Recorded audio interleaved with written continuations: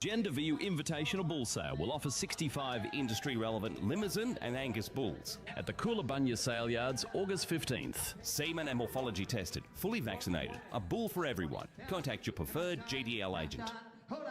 The Gender View Invitational Bull Sale will offer 65 industry-relevant Limousin and Angus bulls at the Coolangatta Sale Yards, August 15th. Semen and morphology tested, fully vaccinated, a bull for everyone. Contact your preferred GDL agent. The Gender View Invitational Bull Sale will offer 65 industry-relevant Limousin and Angus bulls at the Coolangatta Sale Yards, August 15th. Semen and morphology tested.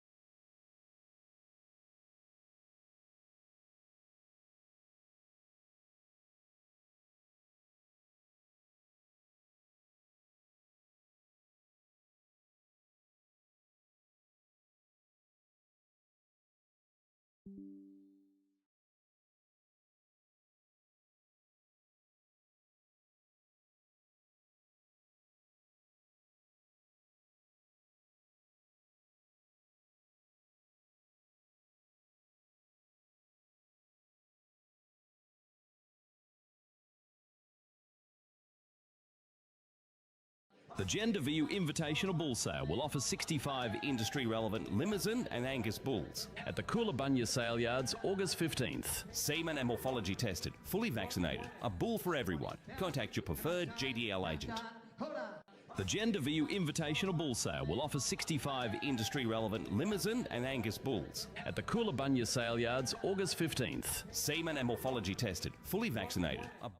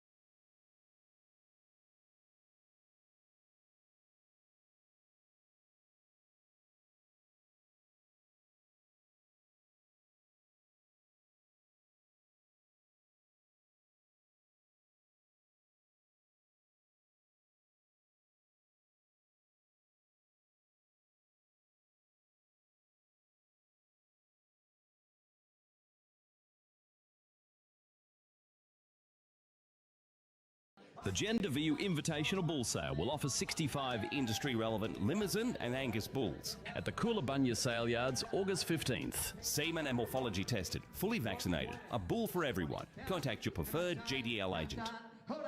The Gender View Invitational Bull Sale will offer 65 industry-relevant Limousin and Angus bulls at the Coolabunga Sale Yards August 15th. Semen and morphology tested, fully vaccinated, a bull for everyone. Contact your preferred GDL agent. I'd like to welcome everyone here to the Hereford judging. We're due to commence starting at 9 o'clock. This is the 150th year of the RNA, and it's a big thing. So, if we could all be ready to start marching for the first class, please.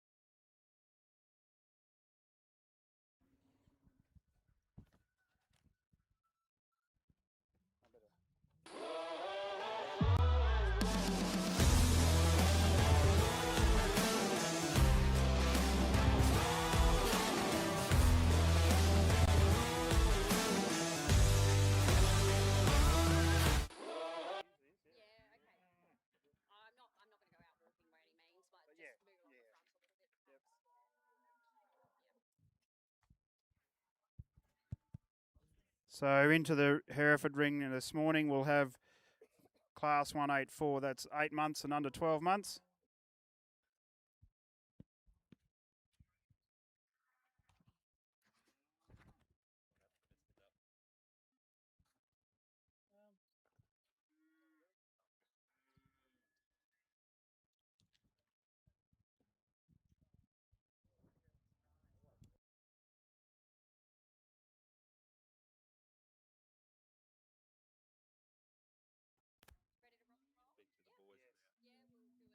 So in the first class, if we can come on into the ring.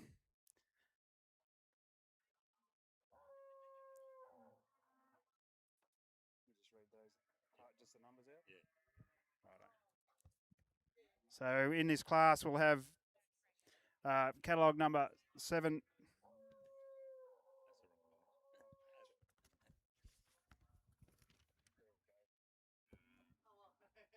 Class 7, catalogue number 737, 739, 740, 741, 742, 743, 744, and 745.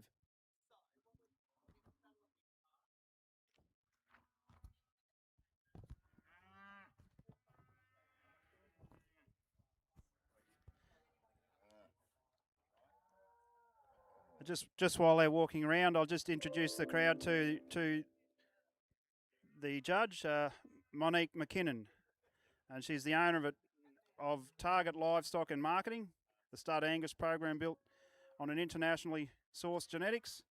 Through the business, she also directly imports and markets semen and embryos of multiple breeds from North America into the Australian stud cattle industry through their own online genetic sales.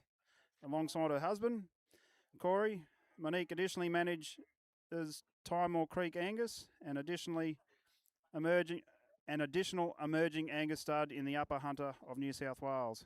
Here they also oversee a large-scale commercial Angus cow-calf operation spanning across a series of properties in that region. Monique has travelled extensively through Canada and the USA over the past 10 years, touring purebred operations and various production systems across the supply chain. Monique is heavily involved in numerous youth cattle programs throughout Australia in a variety of aspects as an active committee member, education mentor and judge.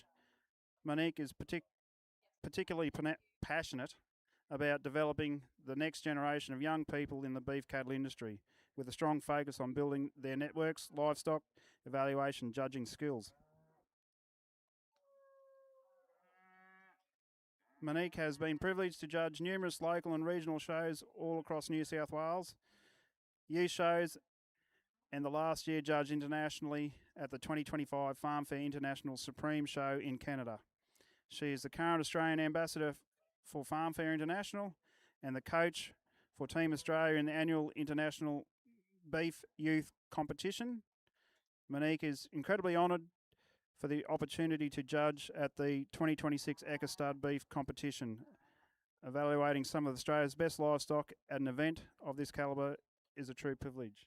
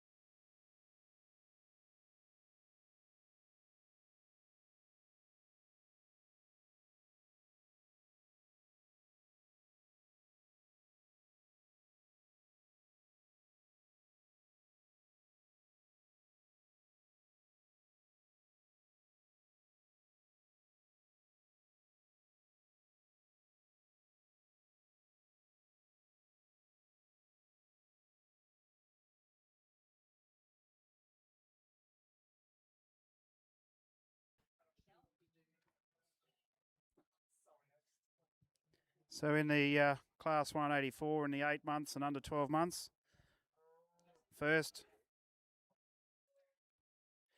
we have Tianji Duchess, W003. Second we have catalogue number 740, Truro Koala, W200. And third we have catalogue number 743, Tianji Silver, W043. I'd just like to pass the mic on to the judge to make her comments. Thank you very much, and good morning, everyone. What an absolute honour and privilege it is to be here today judging at the Echo for the Hereford breed.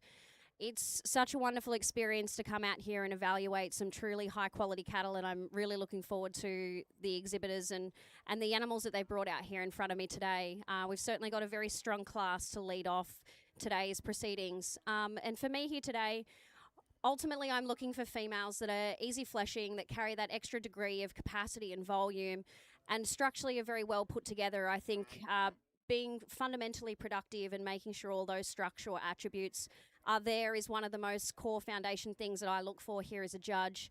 Regardless of breed and hide colour, I think a good one is a good one. And so making sure those fundamentals there are really what builds everything else and providing a balanced animal. And for me here today, this young female that leads off the class is the epitome of that. I just love the natural fleshing ability that this female has. When she first walked into the ring, she's so fluent in terms of her movement and her mobility through her joints. That's something you've really got to appreciate. When you analyse her from all the different angles, she's ultra thick, she's wide, she's strong through that top. Yes, she might have a little bit of extra leather and skin, but I think that comes with that quality of carcass and that easy fleshing ability. A very nice female at that. As we move here into second place, this is a really feminine, more refined female. You've certainly got to admire her for that. She's got a lot of scope and a lot of scale and growth about her. When you analyse her from behind, she's got enough thickness through that hip to pin, but probably didn't have that same degree of softness and fleshing ability and depth of body through that rib cage as our female in first. As we move down into our third place individual here, another animal you've really got to appreciate. You get behind her, there's a lot of capacity, a lot of volume. She's very wide over that hip and thick through that top. Maybe gets a fraction coarser through the shoulder than our female in second, but a very well put together individual with a very wide base, and that's something you've got to appreciate, that natural skeletal width. But a very strong class here today, and thank you to all of our competitors.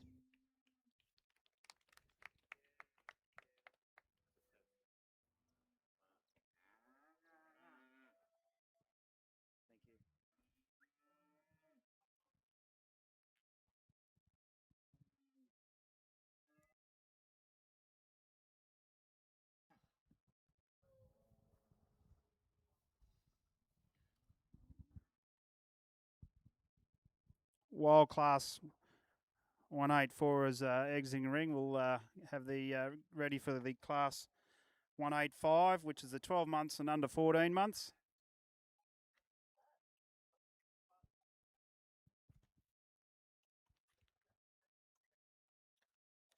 In this class, we have four entries in this class: 746, 747, 748, and 749.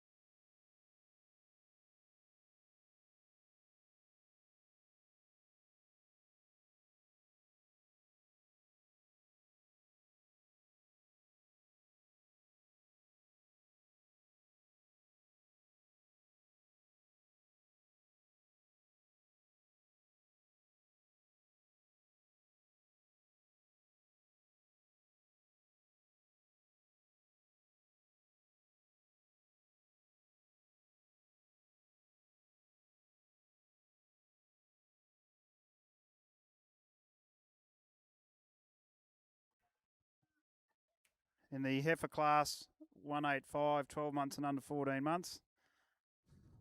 First, we have catalogue number 747, Churro Marianne, exhibited by the Han family, Scott and Philippa Han, Churro Whiteface. Second, we have catalogue number 749, Kyanmar Matchless, exhibited by the Kyanmar Pole Herefords. And third, we have catalogue number 748, Jindalee Monica, exhibited by the Jindalee Herefords. And I'll just ask the judge for her comment on this class. Thank you. Another really impressive class here, and there's certainly one that I really had to look a little bit deeper into, and one I can really appreciate, especially when you look at our two top place females here. You've got some incredibly powerful individuals here, and ones that I can really appreciate for that extra thickness and that structural integrity they both carry. For me, ultimately here today, the female that's rose to the top of the class in our blue ribbon position, I just really love this female. This female is unmatched in terms of that extra fleshing ability and that muscle that she carries. When you get in behind her and analyse her from behind, she carries that muscle so deep down into a hock, and that's actually quite unique, I find, particularly in British cattle and also cattle young females. She's just got so much capacity and thickness. When you look at her through that middle third, she's got so much in terms of boldness of rib, and it's probably that additional amount of rib that she has through that upper rib cage that's elevated her to the top position over our second place female. Granted, our second place female is probably a little more refined and smoother through that front end and carries a bit more in terms of that elevation. Another female you've got to appreciate when you analyse her structurally, she's very well put together. She's got enough angularity through that hind leg and is very neat through those teat and udder setup. But for me, in terms of this female, I think she just didn't carry that same degree of boldness through that rib and spring through that rib cage as our top place female, but a very, very impressive female in that right of herself. As we move into our third place individual, this female probably is next best in terms of matching my top two. She's got enough thickness through her hindquarter, enough through that upper rib shape. She's wide through that spine, but probably just doesn't carry that natural skeletal width down through those legs as well. When you look at her on the move, she just narrows out a little bit more through that base width in comparison to our two individuals above her today. But a very nice class of young females again here in the Hereford ring. Thank you.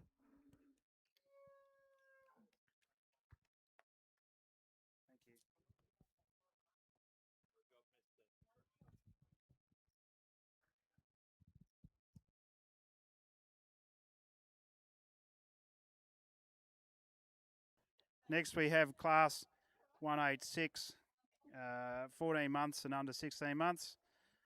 We have four animals for this class. Catalogue number 750, 751, 752 and 753.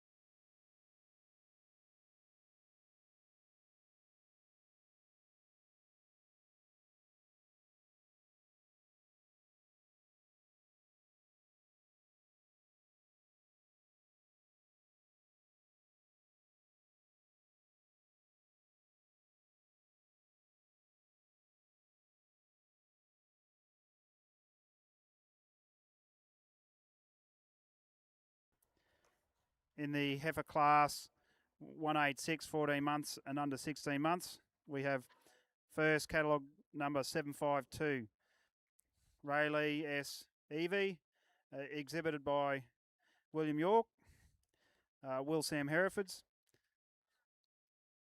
Second, we have catalogue number 753, Jindalee Loyalty, exhibited by the Jindalee Herefords. And third, we have Reevesdale Gleam, exhibited by the Reevesdale Pole Hereford Stud. And I'll just ask the judge to make her comments on this class. Thank you. Another very strong class of young Hereford females here. As we start to get up in age and size, we start to notice a few differences in terms of maturity patterns and body types. And I think when I analyse this class, you'd certainly take into perspective a few different types of individuals here. But for me here today, fundamentally the female that I felt was very well put together in terms of her structure, and her strength of spine has risen to the top of the class here today. This is a female I can really appreciate. When you analyse her, she's very three-dimensional. When you look at her from the front, from behind, or from the three-quarter, she's quite a thick individual. She carries a lot of that natural thickness and easy fleshing ability that I'm looking for. When you see her on the move, she maintains a naturally wide base, which is proof to me that she keeps that natural thickness throughout her entire skeleton. She's wide through that upper rib cage.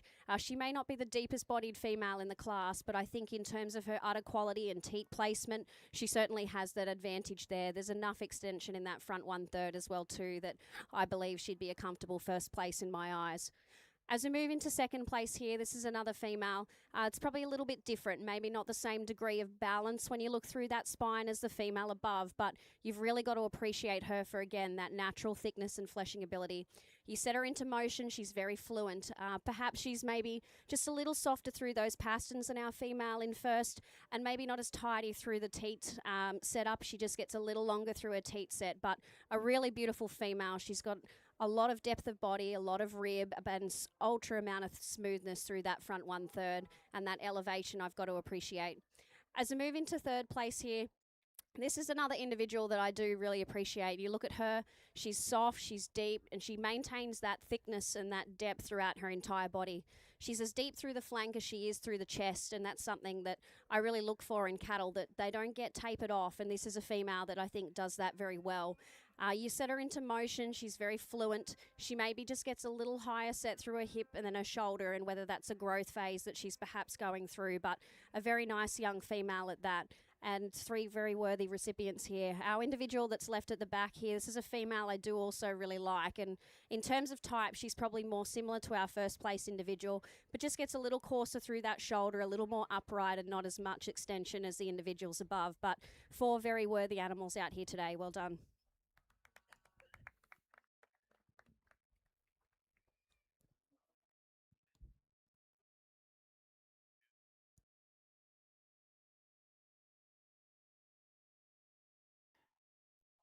Next, we'll have class 187. Sorry. Next is the junior champion heifer. Class 187 and class 187. There's no animals in those classes from the 16 to 18 months and 18 to 20 months. So now we'll have the junior champions. So all the first place getters of the previous classes into the ring, please, followed by the second place getters of those classes.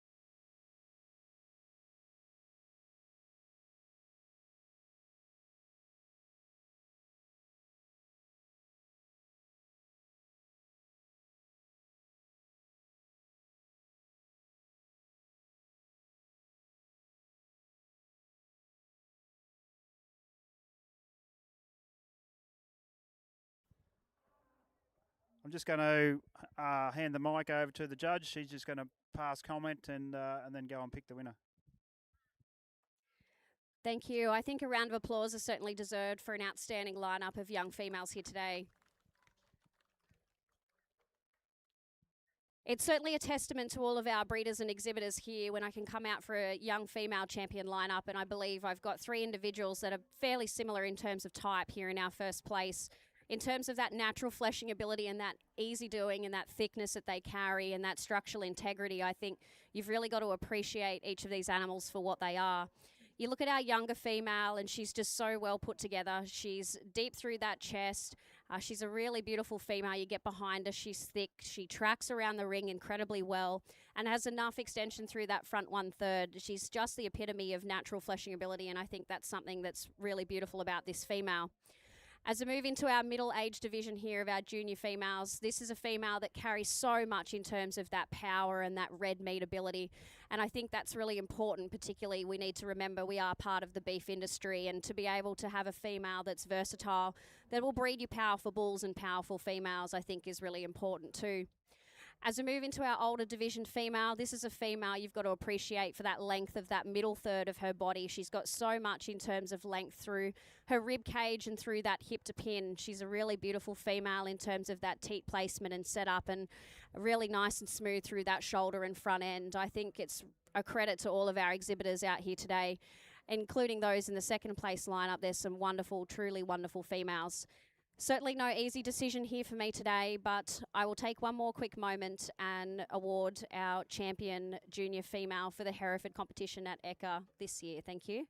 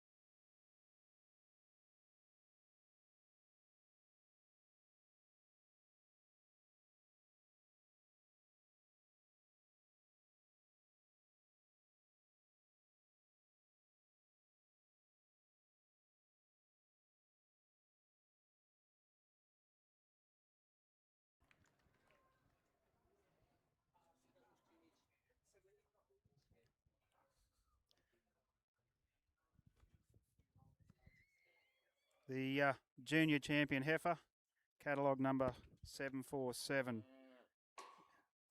exhibited by the Scott and Pip Hand, Truro Whiteface.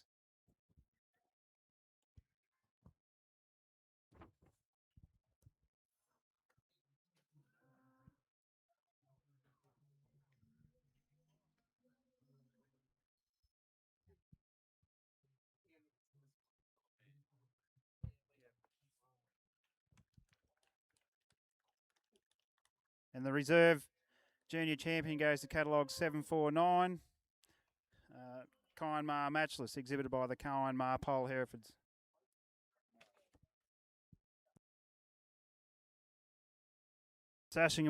In sashing the ribbons, we have Roger Han, who's as I've been talking to, he said he's enjoying retirement.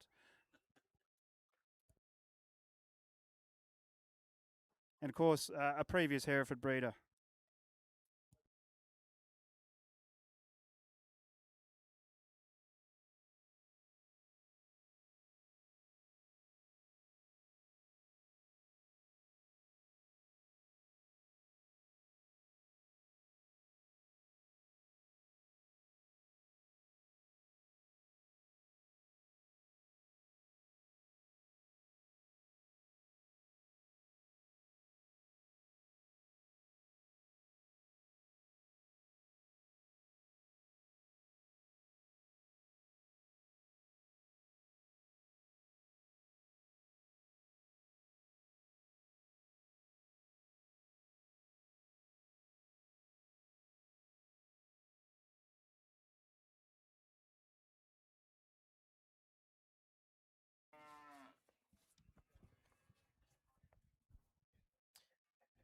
Just while we're waiting for the photos to be done, if we could have out the back the junior bull class, 189, 8 months and under 12 months. We have 3 exhibits in the class, catalogue number 754, 755 and 756.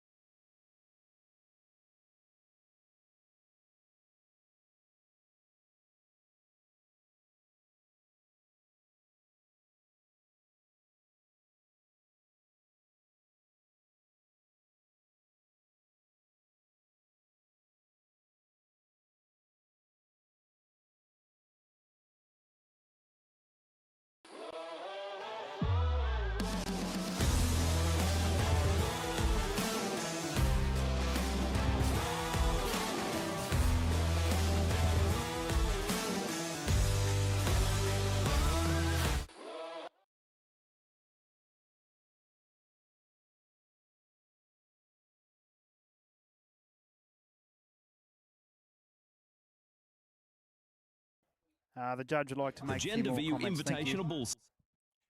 Thank you. I think a round of applause is certainly deserved for our 2 individuals here in our championship lineup. I'm so impressed with these individuals. I think this first female really epitomises what a beef animal should be. And as I'd mentioned in her class, it's pretty rare to find a British breed animal with the amount of muscle and capacity and natural red meat that this female possesses. She's just so beautiful and so smooth in terms of her lines. Some might think she's maybe a little coarser through that front than what they'd like, but for me, I don't think so. I think she's a very well put together female. You can't have an extreme amount of refinement through that front end without having a bit of power as well there too. And I think she's just a very well balanced female. I think a very worthy winner of our junior champion position here today. Our reserve champion female, this one, I've spoke about this female so highly as well too. I think in terms of that type and that natural fleshing ability and thickness, she epitomises and is next best in terms of that type that I'm looking for and that fleshing ability. She's so strong through that spine. She's ultra refined through that front end and feminine, very nice through that teat placement. I think this female is going to make a wonderful cow. You've got 2 very versatile individuals that are certainly going to make a very good impact in the breed and their respective programs moving forward. Congratulations to our exhibitors. You'd like a water or anything? Would you like a water? The Gender View Invitational Bull Sale will offer 65 industry-relevant Limousin and Angus bulls at the Coolabunga Sale Yards, August 15th. Semen and morphology tested, fully vaccinated, a bull for everyone. Contact your preferred GDL agent. The Gender View Invitational Bull Sale will offer 65 industry.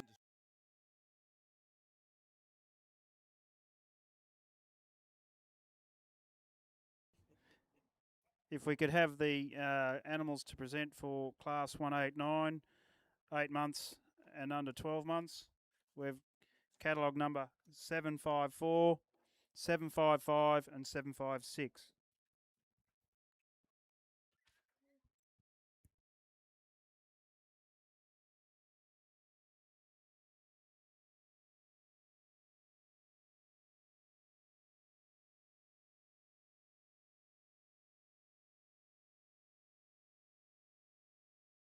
For those people following the weights and measures, ladies and gentlemen, catalogue number 754 has a weight of 352 kilos, a P8 of 5, a rib of 4 and an EMA of 69.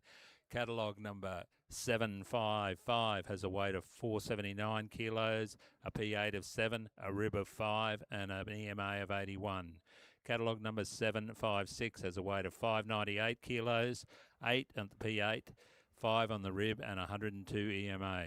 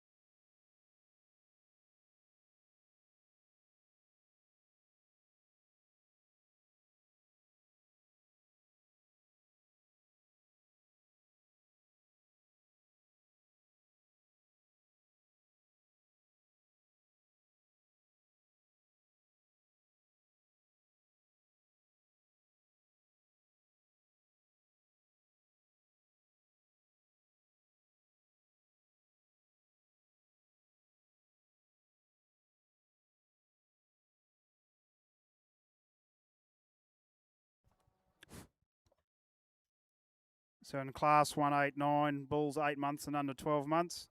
First, we have catalogue number 756. Tianji Winston, exhibited by the Ogilvy Pastoral Proprietary Limited. Second, we have class catalogue number 755, Mickey Mouse worth the wait, exhibited by Alicia Nixon. And we're going to get Tom Nixon here to present the ribbons for these place getters from Devoncourt Herefords. And I'm just going to ask the judge to make comment on this class.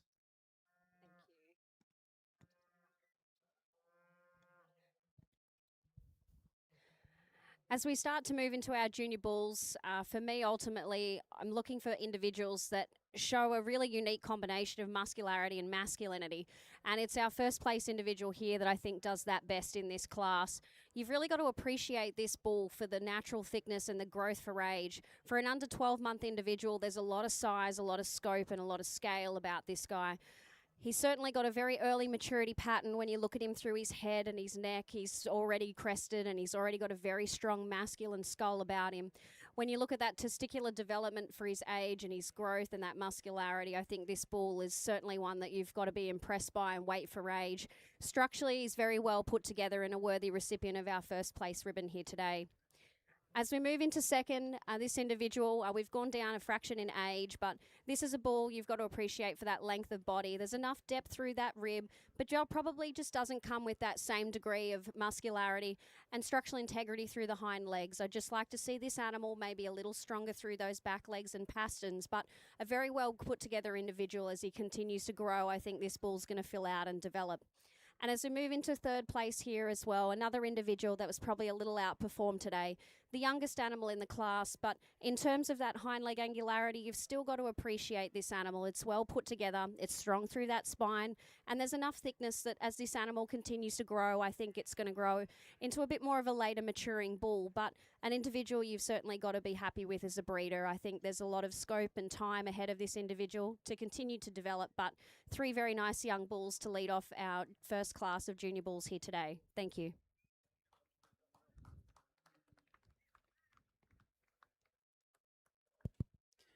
Next, we have the class 190, 12 months and under 14 months. And if we could have catalogue number 757, 758, 759, 760, 762 and 763 into the ring, please.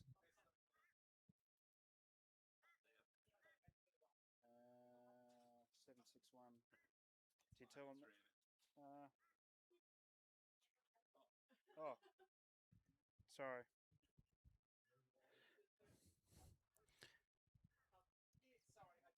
Oh, yes, I read the two. I went to two classes. Yeah, sorry about that. There's only catalogue numbers 757, 758 and 759 in the ring. And for those people following the weights and measures, ladies and gentlemen, catalogue number 757 has a weight of 516 kilos, a P8 of 8 and a rib of 7 and an EMA of 85. Catalogue number 758 has a weight of 600 kilos, a P8 of 12, a rib of 8 and an EMA of 95. Catalogue number 759 has a weight of 604 kilos, 14 on the P8, 8 on the rib and 105 on the EMA.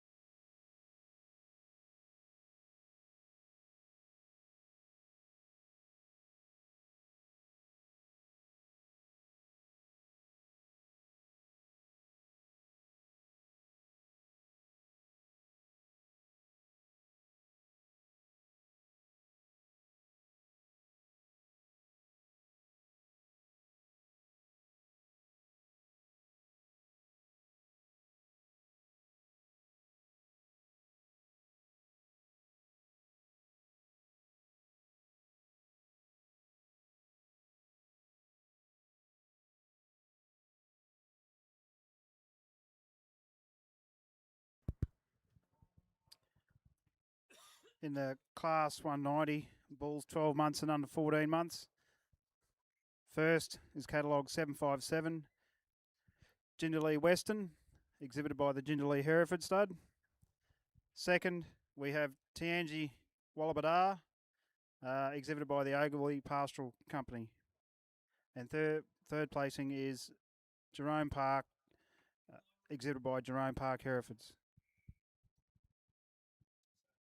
And now I'll just ask the judge to make comment on the class.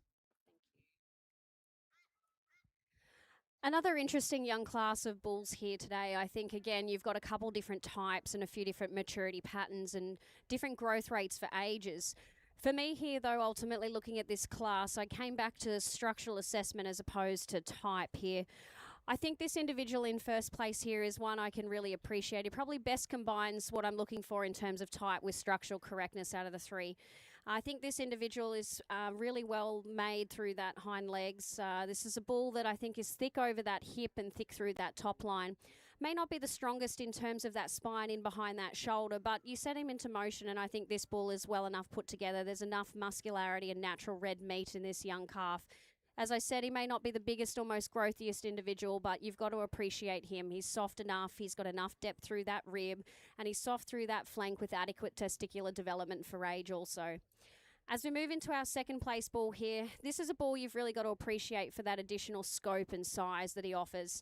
I think this is a bull that's certainly got a lot of growing ahead of him, and he's already done enough at that degree early on in the piece.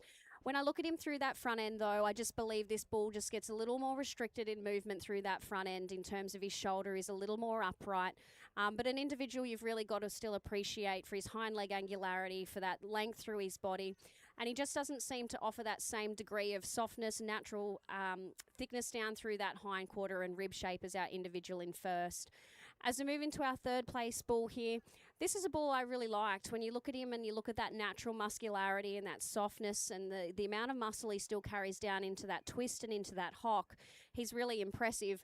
But when I start to look at him in terms of structure, he just gets a little narrower through that base and does turn a little bit through those hocks, a fraction more than what I would like to see. But this is a really impressive individual in terms of that natural muscularity and that early sire appeal that he shows. He's ultra long through that middle third and moves around the ring well enough in terms of his structure, but it was just from the rear when you look at the bit of a turn through those hind legs, just didn't have that same degree of quality in terms of our two place getters above, but a very good individual and a strong class of young bulls. Well done. Thank you. Next is Class 191, catalogue numbers 760 and 762. We had a scratching of 761 and 763.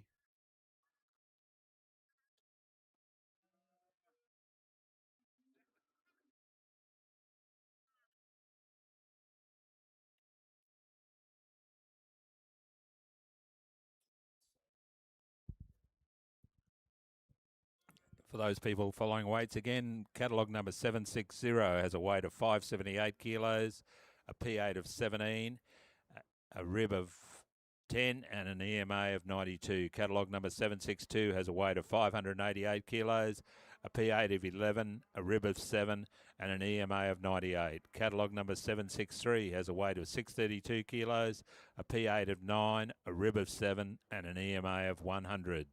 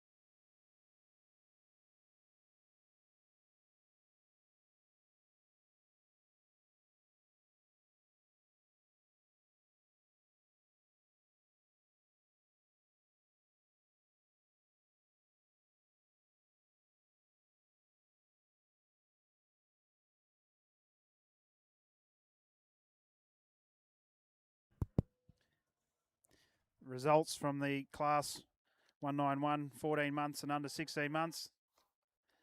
First, we have catalogue number 762, Reevesdale Winter, exhibited by the Reevesdale Pole Herefords. And second, we have catalogue number 763, Gingerly Wee Dram, exhibited by the Gingerly Herefords. And I'll ask the judge to make comment on this class. Another interesting class in terms of variation in type and maturity patterns here for me today. I've sided with the individual that's probably the more moderate calf in the class. This is a bull, though, that I've really appreciated for that extra thickness and that degree of early maturity pattern that he has. He's got a lot of muscularity. He may not be the smoothest in terms of his front end or through that shoulder, but this is a bull, when you analyse him from behind, there's a lot of natural fleshing ability and a lot of natural muscle through this calf. This one you've got to appreciate. You look at that boldness through that rib. He's got enough upper rib shape as well to combine with the lower rib. He's consistent in terms of that depth and has enough in regards to that testicular development. I've got to appreciate him for the structure through that hind leg and the fact that he's strong enough through those pasterns, and that's what's given him the advantage here today over our second place individual. Our second place bull is certainly one that's got a lot of growth as well. Again, you've got a bull that's got a lot of size and a lot of frame, but in terms of the correctness through those pasterns and that structural integrity in the hind leg set, unfortunately the bull in first had the advantage in that here today. But this is a bull, again, I really admire for that maturity pattern and that strength through that spine. You look at this bull, he's deep enough through that flank and is consistent in that depth also. An individual I admire, but just in terms of that structural integrity was what dropped him down into second place here. As we look at our third place calf, this is another young bull you do have to admire. He's ultra long through that body, but probably doesn't have that same degree of natural fleshing ability and structural correctness as the two individuals above. This is a bull that perhaps just gets a little flatter through that rib cage, but given some time and some more development, I think he's certainly going to fill out and get a bit more depth through that middle as well. But three outstanding individuals, a credit to the breeders.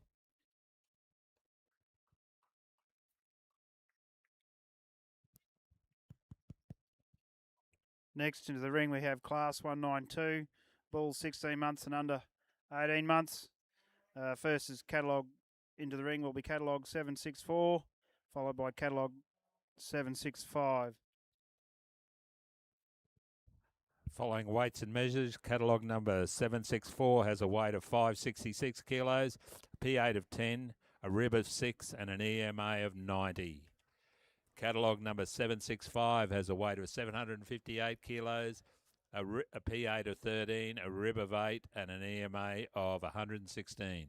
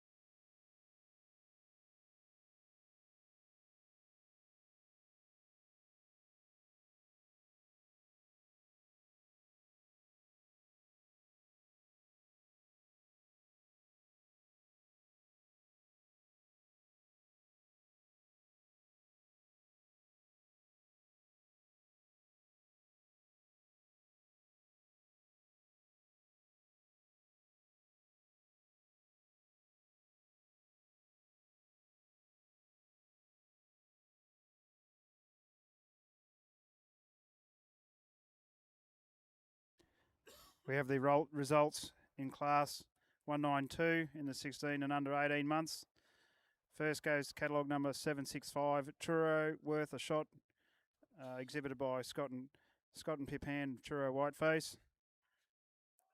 And second we have catalogue number 764, Mickey Mouse Wolverine, exhibited by Alicia Nixon. I'll just ask the judge to make comment on this class. Thank you. You've got two really impressive individuals here in their own right, and I think it's a credit to the breeders for bringing out these two bulls here. When we analyse these two individuals, in terms of age, there's really not much difference between them. And for me here today, it's the bull that's offered a little bit more in terms of that earlier maturing growth for age as well, that's risen to the top of the class. This individual is very striking. When you first see him come out in the ring, there's so much to like about him. You get him on the profile. He's got a really nice natural round muscle shape, and that's something I can really admire. He's a bull that gets around the ring really well. When you actually give him the chance to stride out, this bull, I think, tracks incredibly well. Maybe an individual that you do just want to maybe give a fraction more freedom to in those hind legs, but I think in terms of that, it's not to the point of compromise, and I'm confident that this individual is well enough put together that that's not something that would compromise him in any way. I really admire this bull for what he is and his maturity pattern.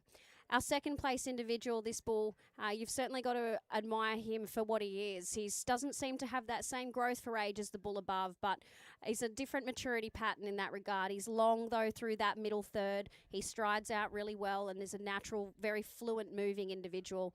He's maybe just a fraction coarser through that shoulder when you get in front of him and look from the side, but a really nice young calf who's strong through that spine and is going to develop into a very nice herd bull as well. Well done to our exhibitors.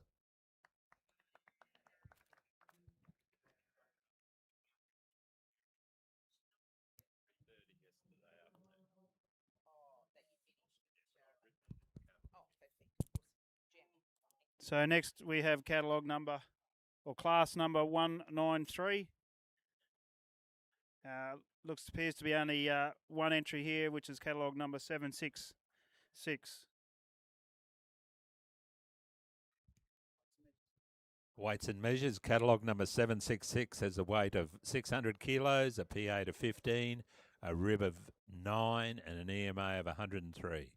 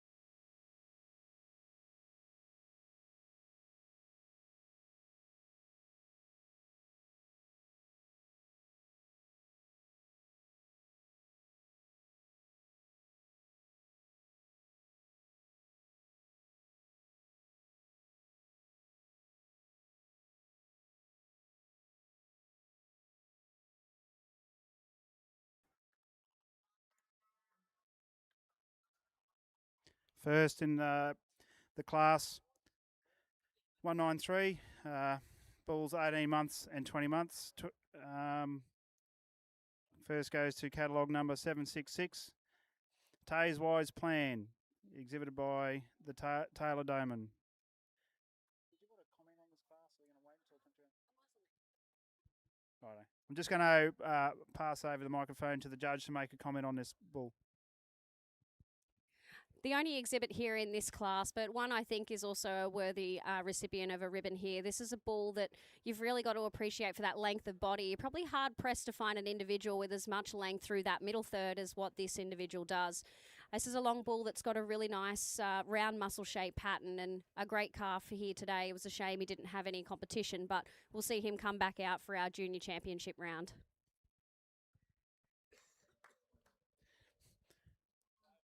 Thank you. Now we will have the junior champion bull and reserve champion bull. So if the animals that for class 189, 190, 191 and 192 and 193 please enter the ring.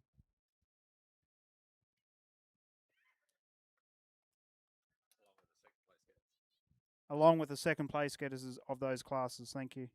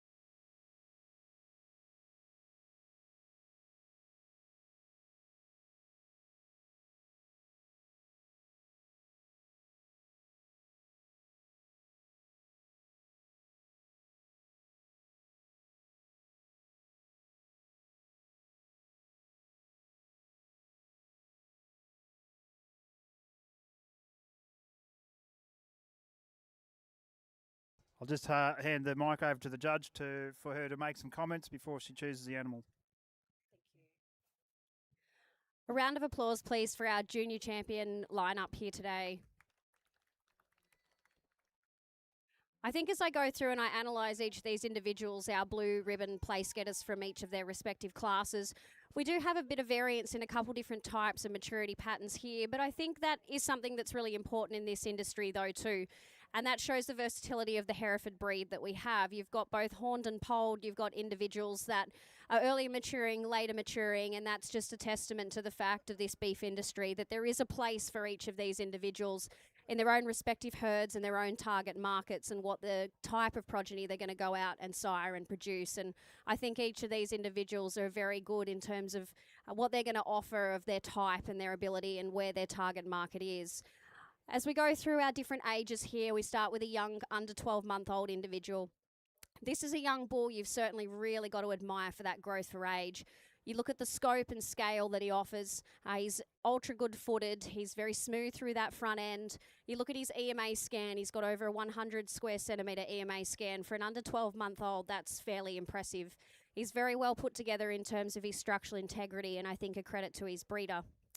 As we look here into our next division, our next age class winner, this is a young horn bull you've really got to appreciate as well. He's different in terms of that maturity pattern and type, but I think given the time and development, this is a bull that's going to grow to be a very impressive individual. He's thick through that top line, he's wide over that hip, and is smooth enough and carries enough extension through that front 1/3, uniquely combining that muscularity and masculinity into one.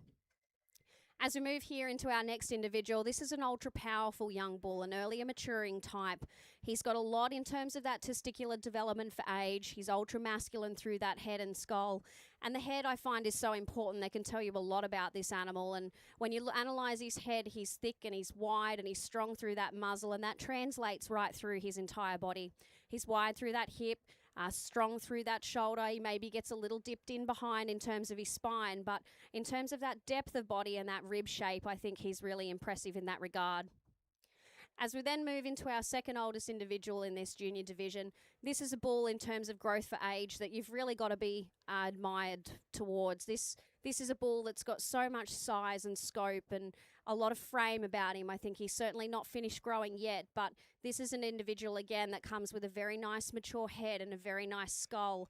You analyse him structurally, he's very well put together through that front end. He's ultra long through that middle third and well set up through his sheath and testicular development also. And as we move to our oldest individual in the class, may not be the biggest in terms of growth for age, but another one you've got to appreciate through that cleanness and smoothness in that front 1/3. He's ultra long through that middle part of his body. He's got enough depth and consistency of depth through his chest into his flank and right down into his muscle pattern into his hind quarter. But a very strong lineup here of young individuals in our junior class. I'm going to go out and make our champion and junior champion selection, but a round of applause again for a very strong lineup of versatile, dynamic individuals.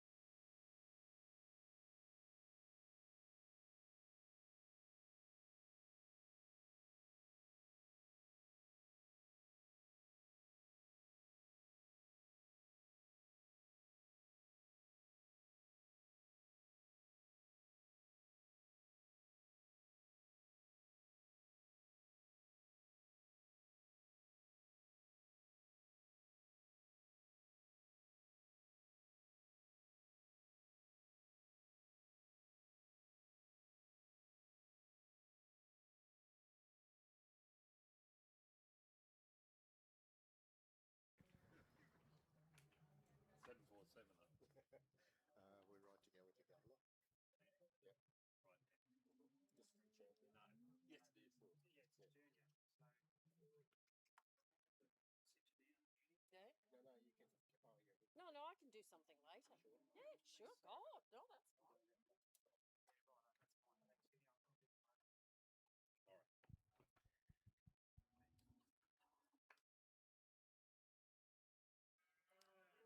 The junior champion bull goes to catalogue number 765. Churro Worth a Shot, exhibited by Scott and Philippa Han, Whiteface, Churro Whiteface. I'll get you to announce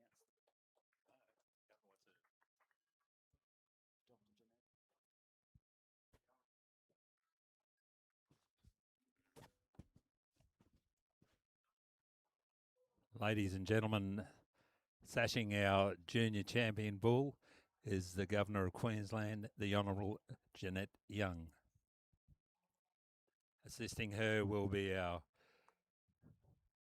Cattle Council President, Gary Noller, and Anna Ahern is assisting as well.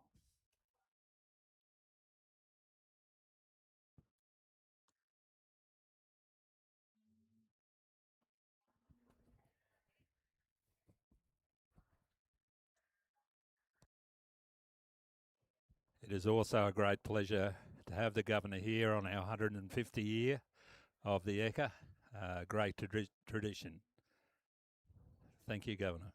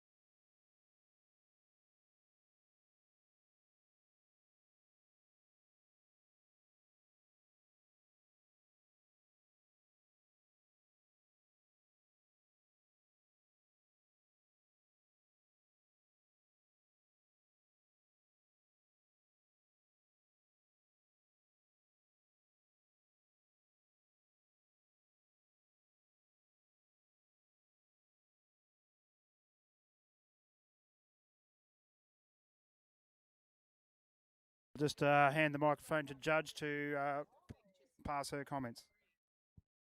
Thank you. I think one final round of applause for our junior championship lineup, including those individuals that didn't walk away with the broad here. As I'd said before, the difference in types is certainly a testament to the versatility of the breed. But for me here today, I've gone with the type of bull that I think I can side most behind and what would work in our program regardless of hide colour and regardless of breed. I think this bull is really impressive in terms of that growth for age, that size, that scale. He's a bull that just offers so much in terms of length of body and natural muscle shape. I love the fact he's got that real natural rounded muscle shape through that hind quarter, and I think that's what's given him the advantage here today. When you analyse him structurally, he's very good in terms of that foot quality, very correct through the front end and the shoulder, and you can see that by the way his head naturally ties so well into his shoulder, into his spine, and then right through to his hip. He's a bull that's just very well put together and a very worthy recipient of our junior champion here today. Our reserve champion individual, this is a calf that I certainly couldn't go past. It was a difficult decision between our junior and our reserve, but I just really feel this calf has got so much more to come in front of him. I love the size and the growth for age. For an under 12 month, he's truly, truly impressive.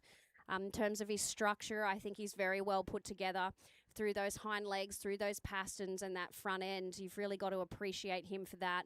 In terms of that natural muscling ability, I think this bull is one that's going to offer that. With more time and development, he's going to be a very, very impressive, mature individual. In terms of that testicular development and all those things that make a great young sire, I think a very tough decision between our champion and our reserve, but two very worthy recipients. A huge congratulations to all of our exhibitors and all the competitors out here today. Thank you.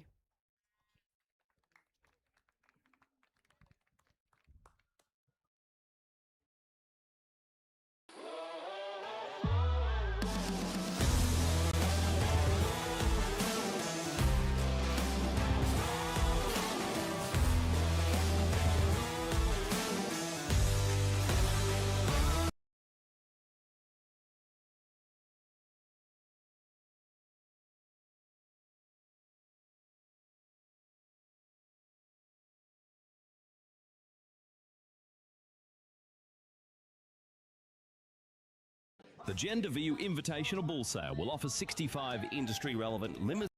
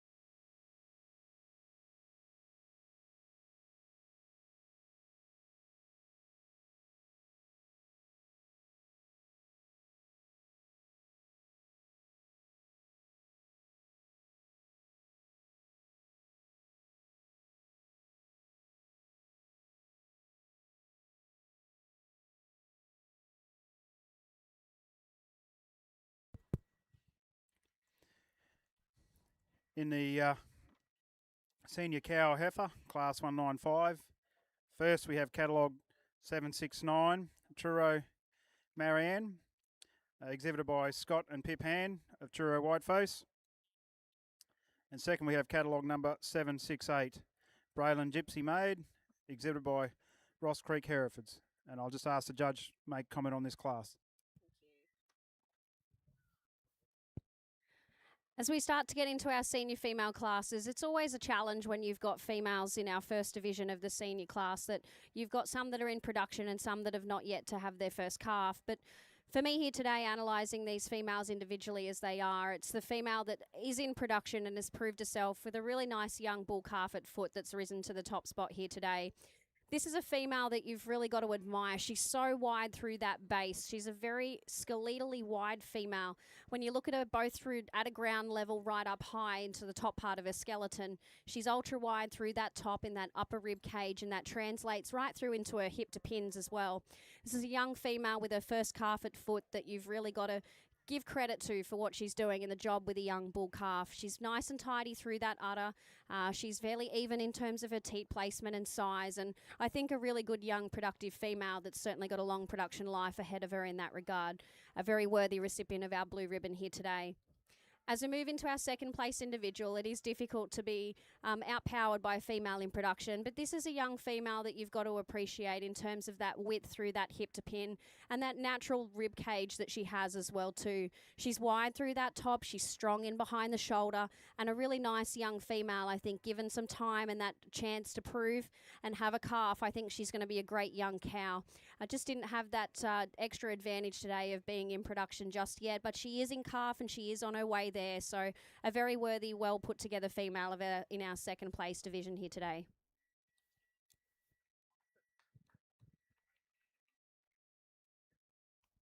Thank you. Next into the ring we have Class 196. This is the cow 30 months and under 36 months. We have the one animal in the ring, and that's catalogue number 771.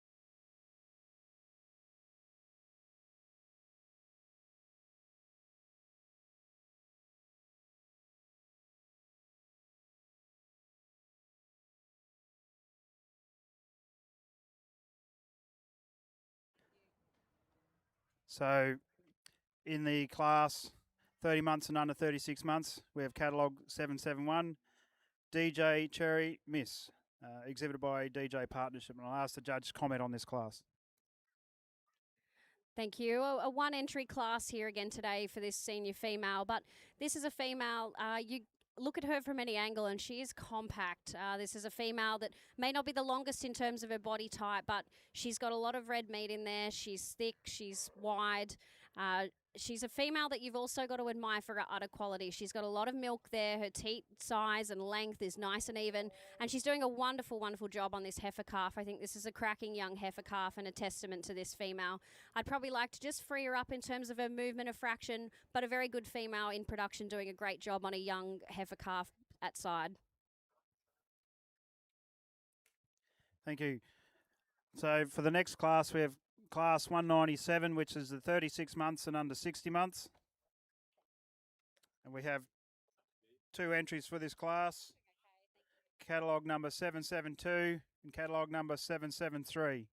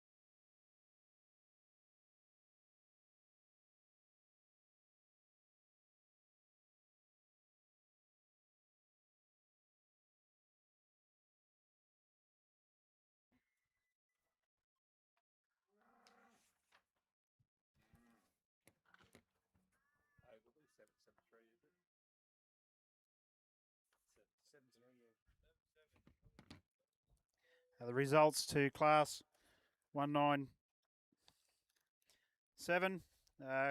Cow 36 months and under 60 months. First goes to catalogue number 773, D'Angie Duchess, exhibited by the Ogilvy Pastoral Company. And second goes to catalogue number 772, Reevesdale Countess, exhibited by Reevesdale Pole Herefords. I'll ask the judge to comment on this class. Thank you. Two individuals here, two females that are similar in terms of their age. They're only a couple weeks apart, but are both doing a really great job on their calves. This is a interesting class when you're looking at two different types of females. For me, it's the female that I can really get behind in terms of a silhouette and the cleanness through our lines that rises to our blue ribbon position here today. This female is so smooth through that front end, very well put together in terms of a top line, right through her hip down into a pin. And as you analyse her down through her stifle and into that lower part of her leg, I think she's a very well built female.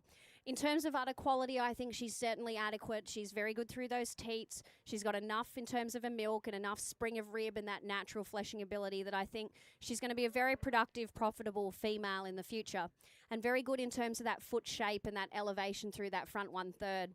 Our female in second here, this is an individual probably a little finer in terms of a bone type and maybe not as clean through those lines. When you analyse her from her head to her neck and how she joins into her shoulder, I'd probably just like to clean her up through there and drop her through that scapula just a fraction. But when you look at this female, you get behind her, she's ultra wide through that hip and through that pelvis in that productive region. I think she's a very well put together female there, but maybe just not as clean through that front end as the female above. But you've really got to appreciate her for what she is. She's very sound through that udder. She's bold enough through that rib and doing a really wonderful job on a young heifer calf at foot. So well done to our two exhibitors here.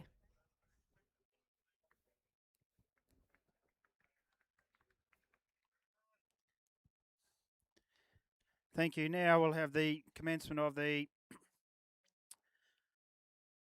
senior champion cow or heifer. So if the class winners to the previous classes in 195, 196 and 197, if you could please enter the ring, and also the second place getters to enter the ring.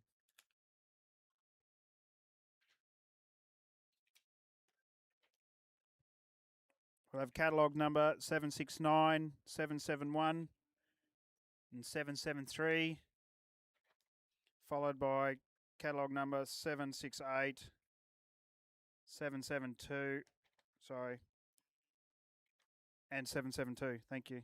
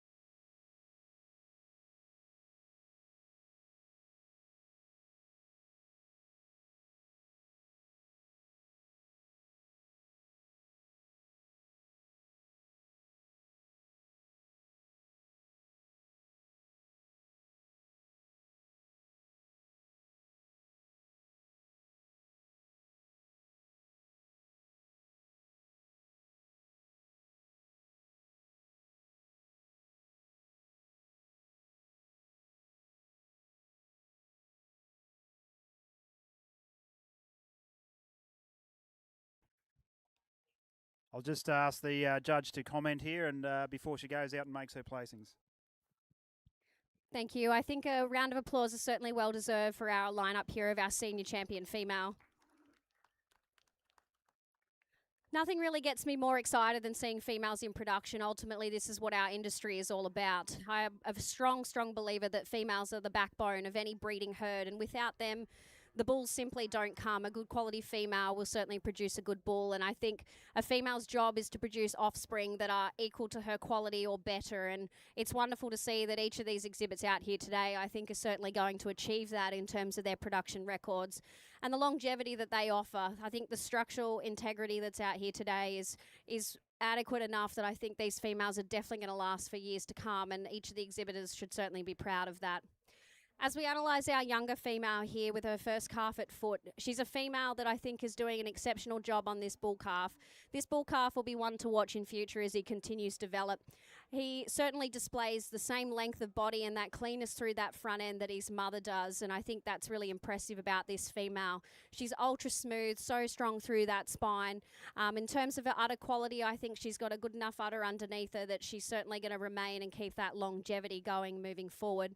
She's a female you get behind, and she's so three-dimensional. She's wide over that hip and thick through that pin set and that pelvic region, and that's so important in our females in production to maintain that pelvic width that this female certainly displays. As we move into the next female in our next division and age class up, you've got a female who's doing a great job on her calf as well here too. As I mentioned before, she's an ultra compact female. She may not be the biggest in terms of her frame size, but when you look at her from behind, she's still got enough width, a very good quality udder underneath her with a lot of milk and doing a great job on her calf. When you look at her calf, the calf is ultra thick as well too and compact, and I think she's done a wonderful job, this cow, at translating that quality into her calf.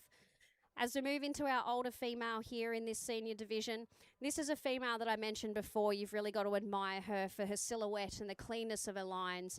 She's got enough elevation through that front 1/3, but enough power and width and boldness through a rib. She's only got a very young calf at foot, but I think this female you've got to appreciate for that strength of spine. And as I mentioned, the cleanness of those lines, I think she does this very well.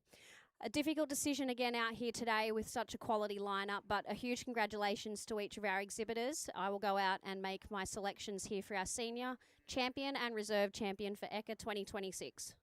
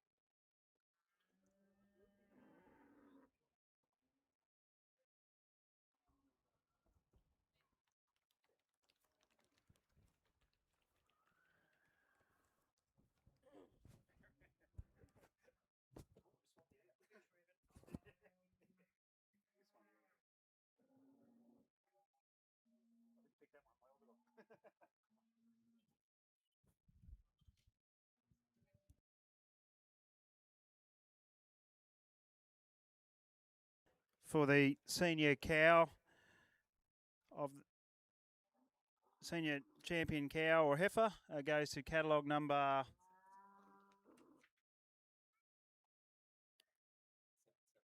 773.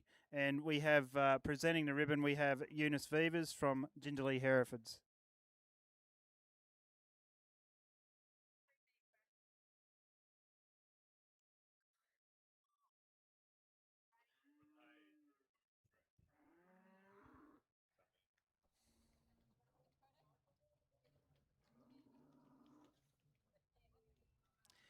And also there will be a Norman Hayes Memorial Trophy for the senior champion cow or heifer.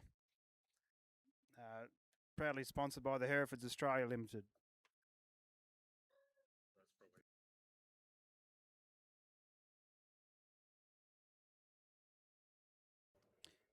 And reserve champion goes to catalogue number 769.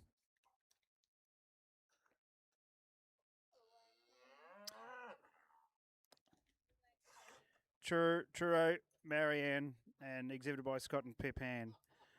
Also for the senior cow goes to 773. That's exhibited by Tianji Duchess.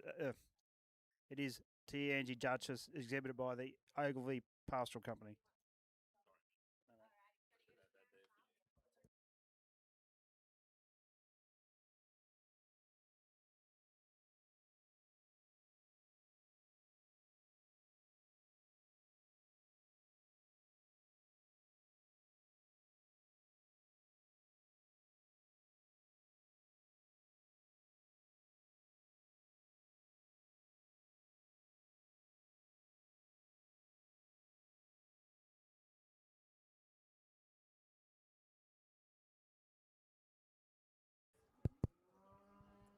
I'll just ask the judge to comment on this. Thank you. Thank you, and I think a big final round of applause for our senior champion female division here. As I'd spoke about in the previous classes on our senior female champion here, I just really appreciate and love this female for the cleanness through her lines and the silhouette she creates. When you analyse her from every angle, I think she's one you've really got to admire. She's got that length through that body, right from her hip to a pin to that middle third, and enough extension through her front end. She's really good in terms of that foot quality, and I think that's something that's so important. This is a female I just really love, and I think she's doing a wonderful job. As a young female with a young calf at foot, she's got a lot of life ahead of her and a great breeder moving forward. Our reserve champion here, this is a female that I also really admire. I love how compact she is. I love how deep she is through that middle. And that natural fleshing ability she carries is certainly what I was looking for here today. But for me, in terms of her mobility, I think that's what's probably got her down into the reserve position here. I just like to free her up just a fraction more through that hind leg and let her stride out a little more. But a very, very good female at that. And I think another one who's got a wonderful production record ahead of her. This industry is certainly built on legacy of females, and I think all of these individuals out here in our senior female lineup have certainly tipped that. So well done.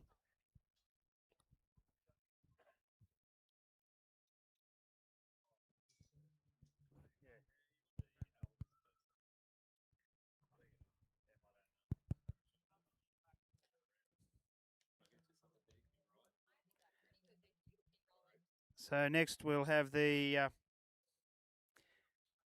Grand Champion cow or heifer. So we need catalogue number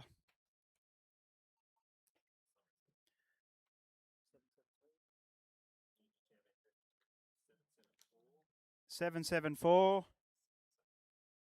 No, it can't be.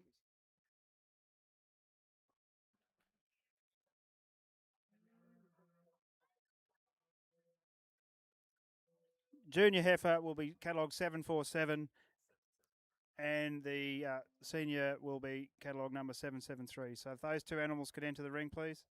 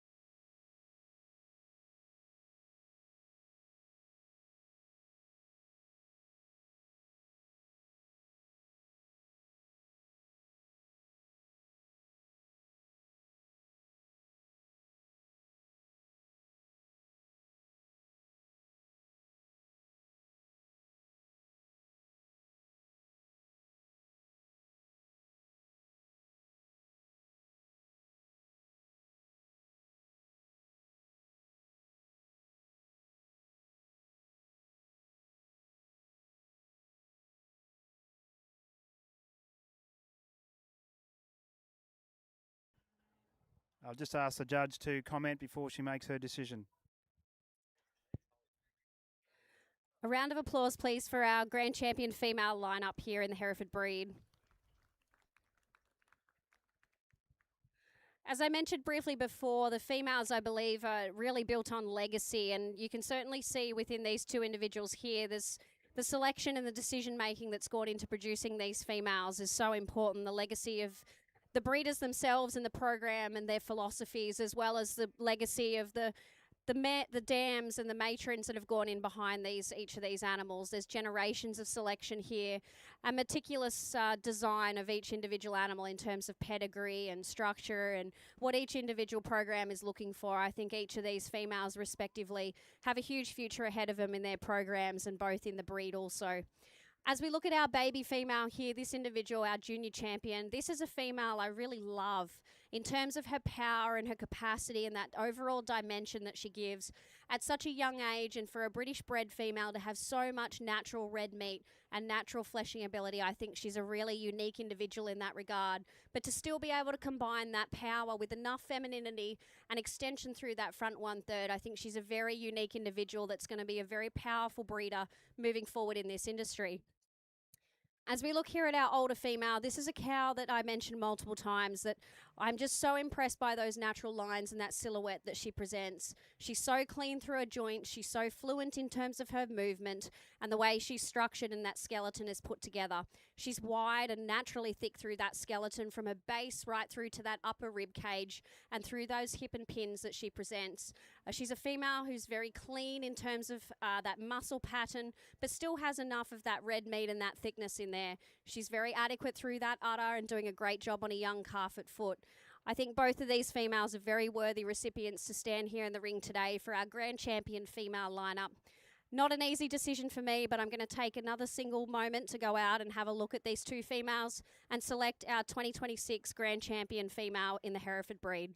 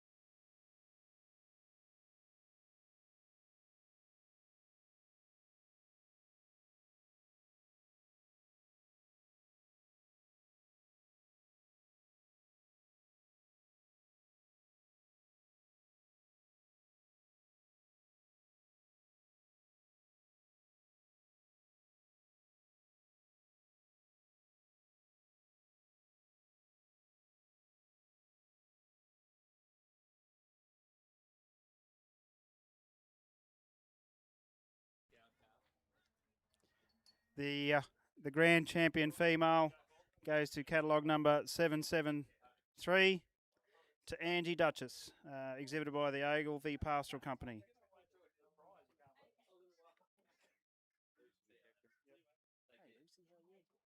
Good, thanks. And sashing the animal, we will have Lucy McEachran, and we also have the Elders Shield of Excellence, and that will be also presented from Elders by Jenny O'Sullivan.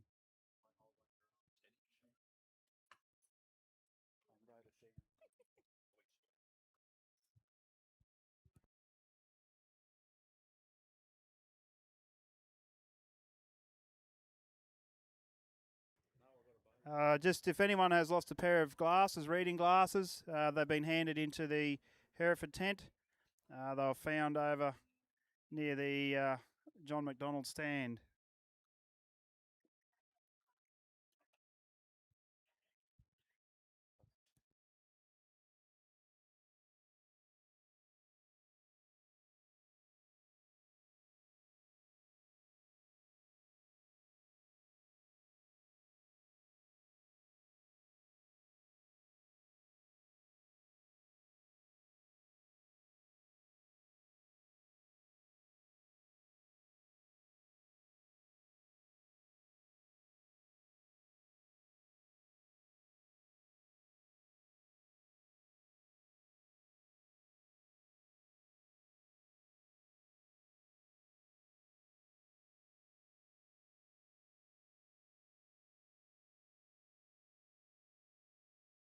I'll just ask the judge to make a comment on her of this Grand Champion cow.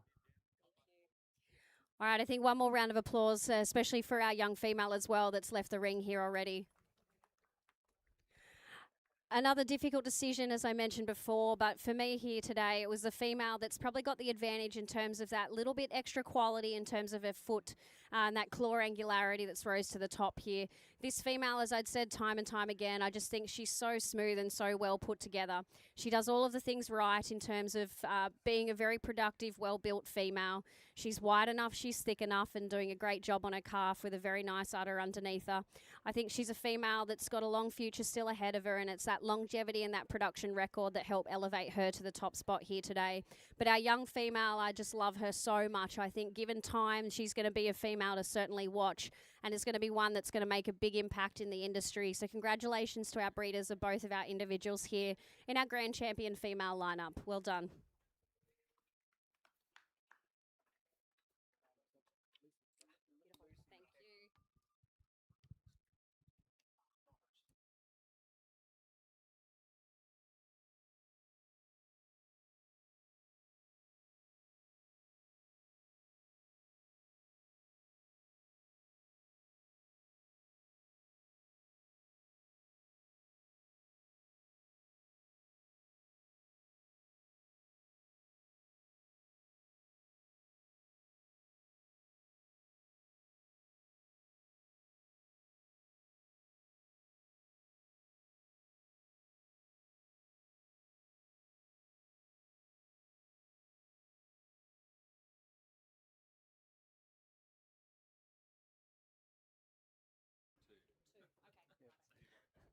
So into the ring we have class 198, 20 months and under 22 months, with catalogue number 774.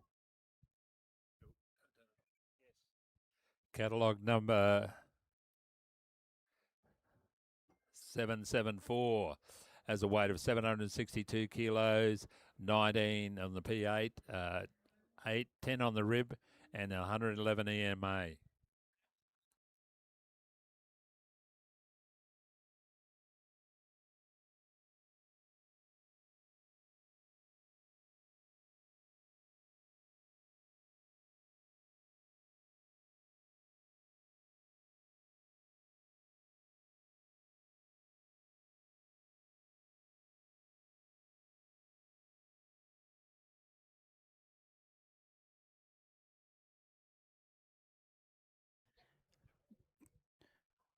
So the judge has made her choice for catalogue number 774 and class 198. Will Sam Viceroy, exhibited by William York. I knew that. And the judges, because there's the only bull in this class and the next class, the judge is going to make comment on these animals when they come out for the senior champion.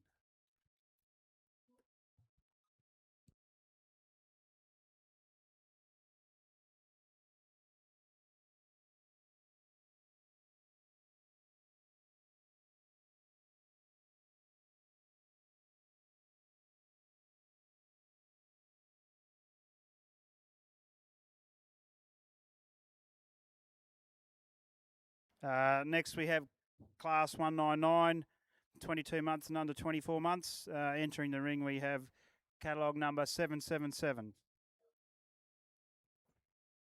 And catalogue number 777 has a weight of 910 kilos, a 19 on the P8, a 12 on the rib, and 129 EMA.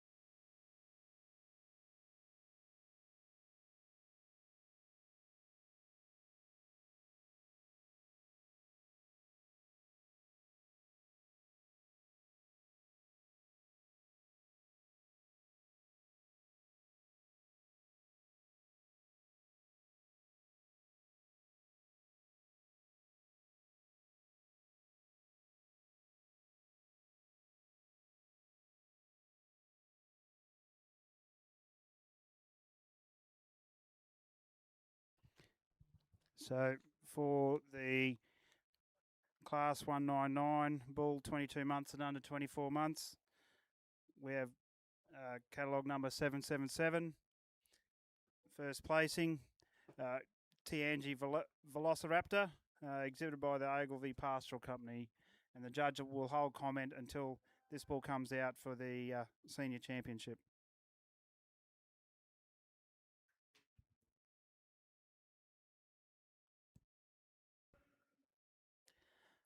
So next we have the bull class 200, 24 months and under 30 months. We have catalogue number 779, 780, 781, 782. If you could be ready to enter the ring, please.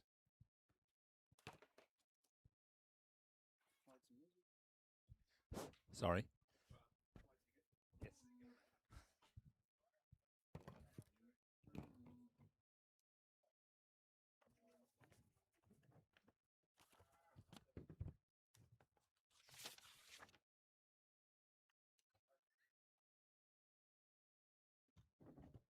As people watching the weights and measures again, catalogue number 779 has a weight of 1,040 kilos, a P8 of 18, a rib of 12, and an EMA of 140. Catalogue number 780 has a weight of 1,084 kilos, a P8 of 21, a rib of 15, and an EMA of 143.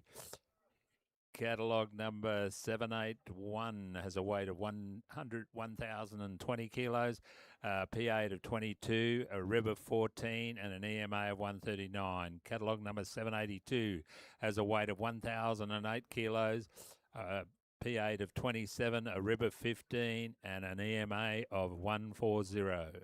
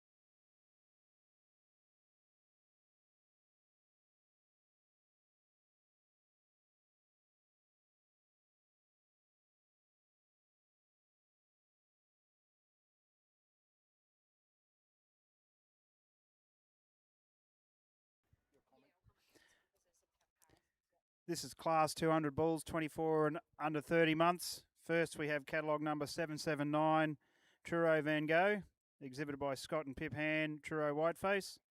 Second, we have catalogue number 782, Kyanmar Vodka, exhibited by Kyanmar Pole Herefords. And third, we have catalogue number 781, Truro Valentino, exhibited by Scott and Pip Hand of Truro Whiteface. And I'll just ask the judge to comment on this class. Thank you. A very outstanding lineup of senior bulls here today, and you've got 4 outstanding individuals you've really got to admire for each in their own. It's a difficult decision because, I mean, a different judge could go a different way on each of these. But for me here today, it's the bull I feel that just offers a little bit more in terms of flexibility and cleanness through those hind legs and those pastern joints that rises to the top of the class. I really admire the mobility and tracking ability of this bull here in first place. He's ultra masculine, but really expressive in terms of that natural muscularity as well too. The depth and the softness that this bull translates is so unique in that regard, that he's still got that softness but that power as well. I think he's a really impressive individual with a very good foot quality and ticks a lot of boxes here today as a mature bull. As we move into second place here, a close call between first and second for me. I really admire this second place individual for that added muscularity as well too. You get behind this bull, he's ultra wide and ultra thick through that hind quarter and probably carries that muscle the deepest down into his hock and the widest through his stifles. But for me, I'd just like to give him a little more mobility through those pasterns and just make him a little freer moving. But a very impressive individual in his own right there. As we move into third place, another really impressive bull in terms of that scope and that size and scale. You look at him over the top line, he's really wide through that spine, and you can tell because he's the highest in terms of his EMA scans as well too. He's an individual that's ultra thick and ultra strong through that upper rib cage. Probably just doesn't have that same degree of mobility and flexibility through all his joints and that front end as the 2 individuals above, but a very nice bull that you've got to appreciate for that softness and that natural roundness muscle shape. And as we move into fourth place here, another individual I admire.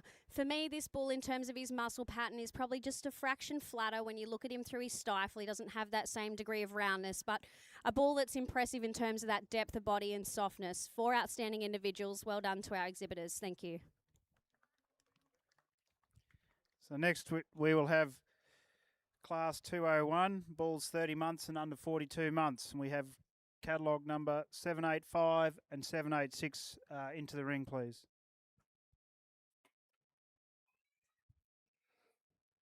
Those feet will following the measures again, ladies and gentlemen. 785 has a weight of 1,242 kilos, a P8 of 28, a rib of 18, and an EMA of 144.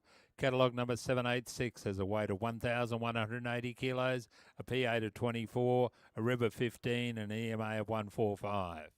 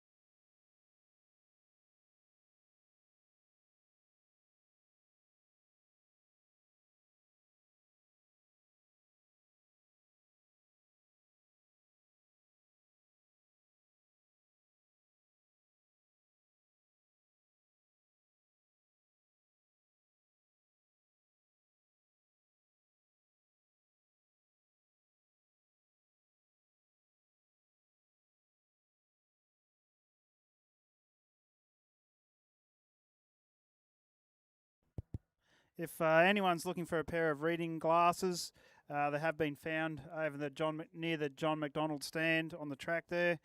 They've got black wings on them, steel frame. If anyone's looking for a pair of reading glasses, they're here at the front desk, their Hereford desk. Thank you. And we have the results here for catalogue class number 201, bulls 30 months and under 42 months. First goes to catalogue number 785, Devoncourt Ultra Star, exhibited by Devoncourt Herefords and JTR Cattle Company. And second goes to catalogue number 786, Tianji Unbelievable, exhibited by the Ogle V Pastoral Company. And I'll ask the judge to comment on this class. Thank you. You've got two different individuals here in terms of type and obviously different production systems and what they're striving to achieve. But for me here today, it's the animal that probably offers a bit more in terms of that natural skeletal width at the base that rises to the top of the class. I really admire this bull. He's a powerful, compact bull, but in terms of his athleticism and his tracking ability around the ring, you put this bull on the profile and he's immaculate to look at. You set him into motion and he's just as good to admire. So it's those overall attributes and the combination of that free-moving ability and structural correctness that elevated him to our blue ribbon position here today. Our bull in second place, again, as I mentioned, a different type, but you've really got to appreciate this individual for the length of body. There's so much length in this bull. He's wide from behind, moves adequately, and it's a bull you've just got to admire in terms of testicular development, cleanness through that sheath, and all of those attributes that make a masculine bull. He combines that masculinity and muscularity very well, but two outstanding individuals. Well done. Next, we will have the senior champion bull. So could we have catalogue number 774, 777, 779 and 785 to the ring, please?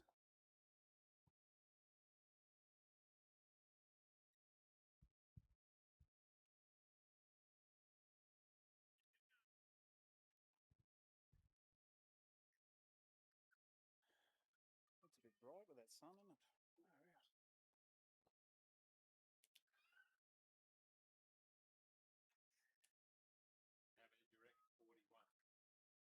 Yes.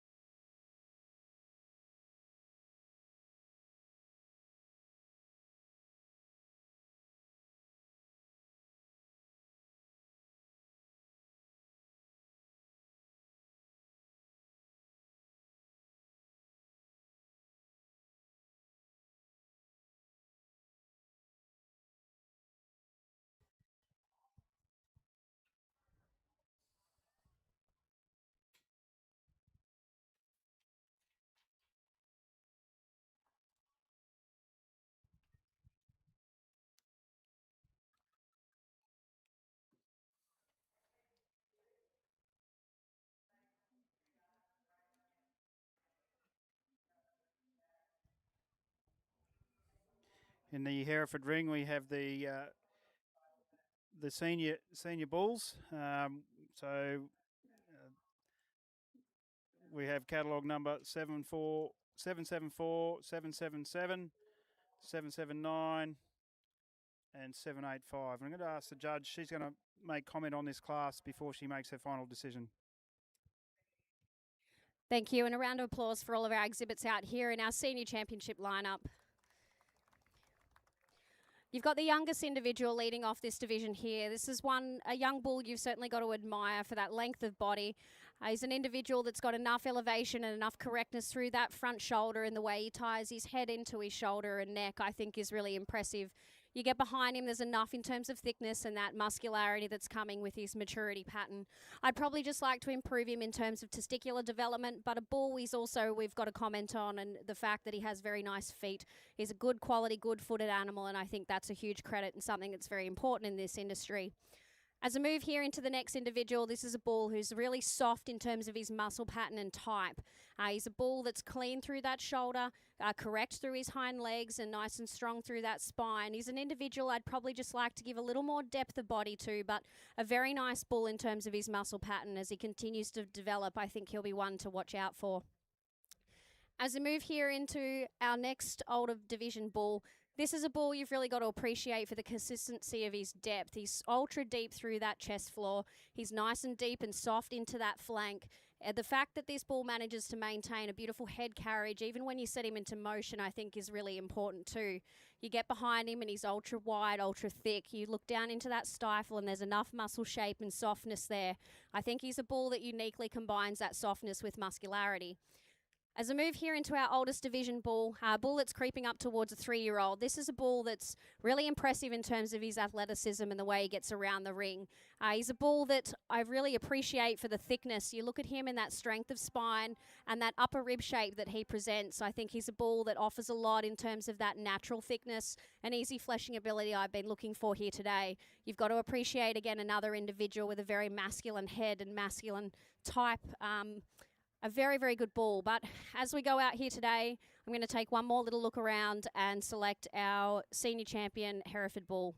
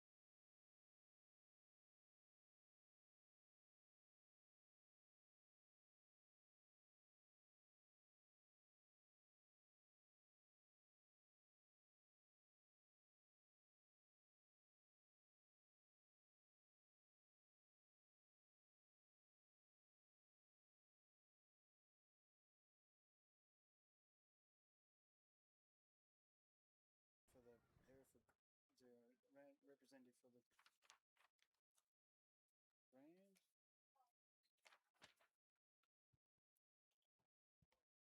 So the grand champion Hereford bull goes to catalogue number 785.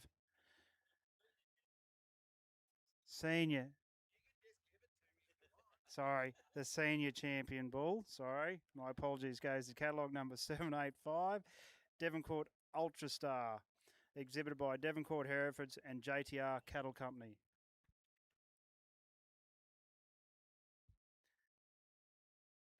And the reserve champion goes to catalogue number 779, exhibited by, 779 Truro Van Gogh, exhibited by Scott and Pip Hand, Truro Whiteface.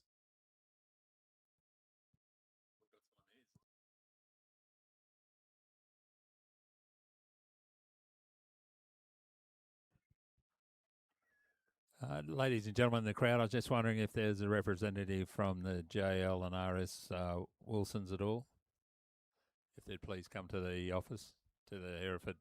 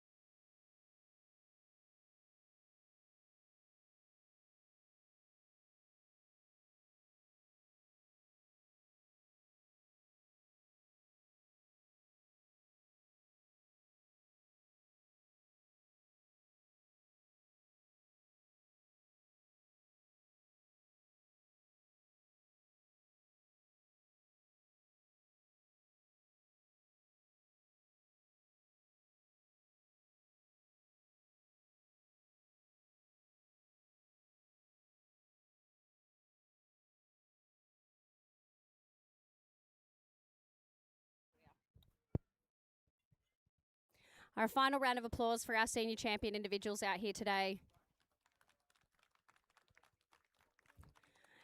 Two outstanding bulls that you'd certainly be happy to take home any day of the week and have in your herd. I think the quality and the overall versatility of each of these individuals is a huge testament to both of the breeders. I think both of these bulls have such a huge place in this industry, and the impact they're going to make in terms of the progeny that they're going to sire moving forward, I think is something that should be really admired. For me here today, I think it was the overall athleticism of the bull that rose to the top spot here today. That natural skeletal width, I think, has given him that advantage over our reserve champion senior bull. But this is a bull I just love in terms of that strength through that spine. You set him in motion, you stand him up, and he keeps that strength in his spine the entire way. There's no compromise, and that's something that I really appreciate in that individual.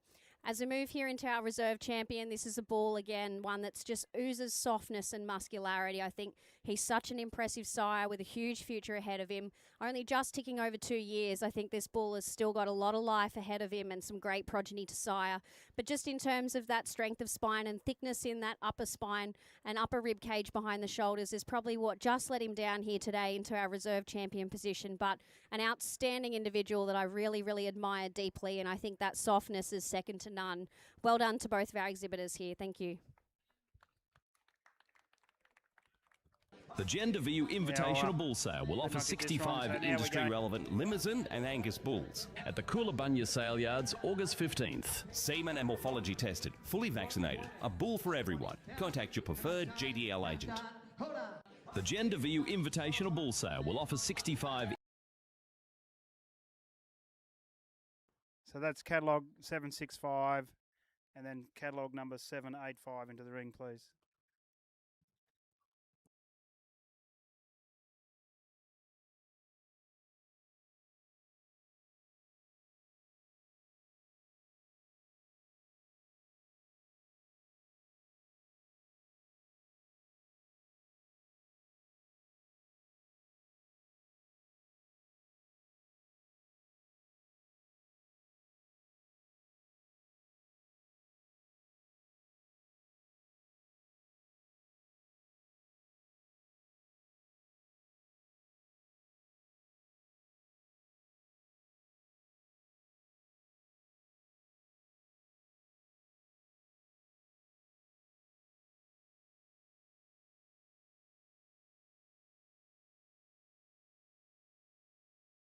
I'm just going to ask the judge to comment before she makes her final decision. Thank you very much. And a final round of applause as we get here to our grand champion bull of the Hereford breed. Again, you've got two individuals that are an absolute testament to the breeding programs that they come from and the exhibitors that have prepared and put blood, sweat and tears into these animals. I know personally how much it takes to get these animals here to this level and this caliber, and the terms of the breeding and years that go into creating these individuals and designing bulls like this is so, so important. You've got a younger individual here that is just so expressive in terms of his muscle type. He's only young, but he shows so much potential in terms of that muscularity and masculinity in one. His maturity pattern is one I can really admire. He's ultra strong through that head, wide through that muzzle. And as I said before, the head really translates to the rest of that body. I think this is an impressive individual that's good in terms of his foot quality, the cleanliness through his sheath, and ticks a lot of those boxes along the way. As we move into our older bull, I think this is a bull, as I mentioned before, in terms of his athleticism, the natural head carriage that he has and the cleanliness through his shoulders and his lines, I think is really to be admired. He's a bull that offers so much in terms of capacity and depth. And for me here today, our grand champion bull is going to go to our senior individual. It's that overall thickness, that skeleton that maintains that width throughout these entire, right from the base up high, and that athleticism and movement through his joints that rises him to the top spot here today. A difficult decision with two high quality individuals, but congratulations to both of our breeders and exhibitors here today. Well done.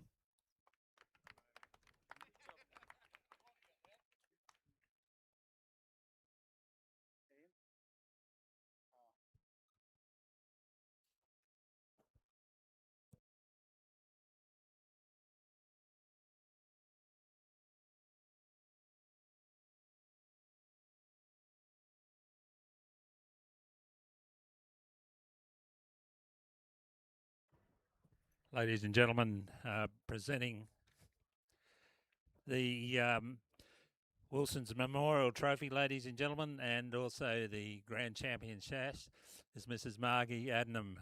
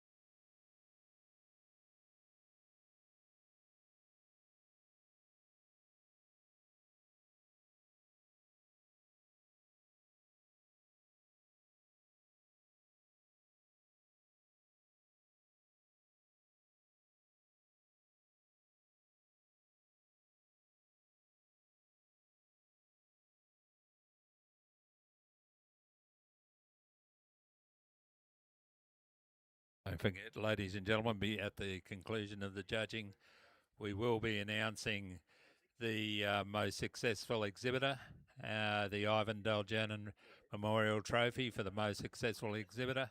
That will be presented at the end of judging, ladies and gentlemen. So please don't run off. It's very close at the moment.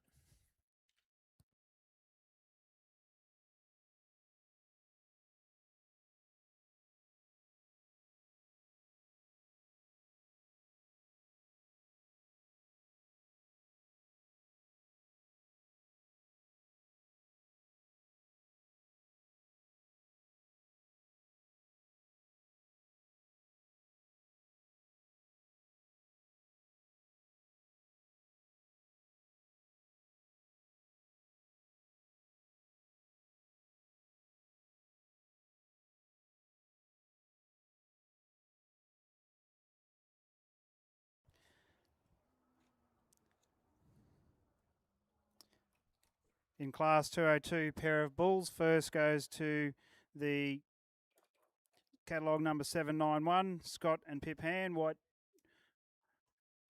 Truro Whiteface. And second goes to catalogue number 788, the Ogilvy Pastoral Company. And I'll just ask the judge to comment on this class. Thank you. I always really enjoy the opportunity to get to our group classes, and I know we leave these towards the end of the day, but I think it's really great to see the individuals come out as pairs and show what a breeding program is really striving towards. For me here today, the first pair of bulls, I really admire these two for that muscularity and that type that they've created. I think these bulls are naturally round in terms of their muscle shape. They carry enough in terms of their thickness, and they ooze that softness, and you can see that in terms of those bulls being similar with that natural softness and fleshing ability that they come with. As we move into second place here today, you've got a bull who is a larger bull in terms of age and then a much younger bull. I really admire this pair in terms of their consistency. I think the type that these two create, they're peas in a pod, but really two individuals you do have to admire. But for me here today, I think in terms of the maturity patterns, I think these two, you've got a bull that leads off the front that's probably not too far off finishing growing, but this young guy that's behind, he's still got a bit of growing ahead of him. And as we move into third place here, these two individuals here in this pair of bulls, just a little outpowered today in terms of type and overall quality in terms of testicular development and muscularity, but two outstanding individuals that I think, given some time and development, are going to grow into some wonderful herd bulls as well for their program too.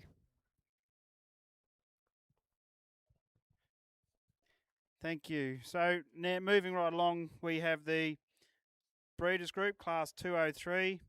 3 animals, both sexes, to be represented, bred and owned by the exhibitor. All animals must be entered in the general classes. And we have catalogue number 792, 793, 795 and 796 to enter the ring, please.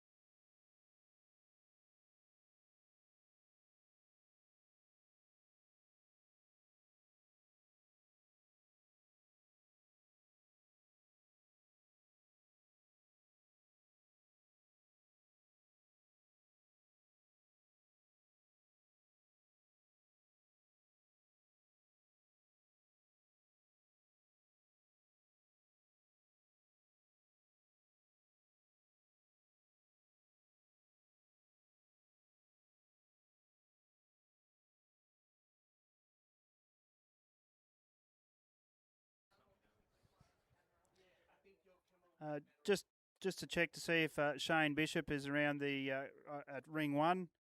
If he could make his way to the tent, please.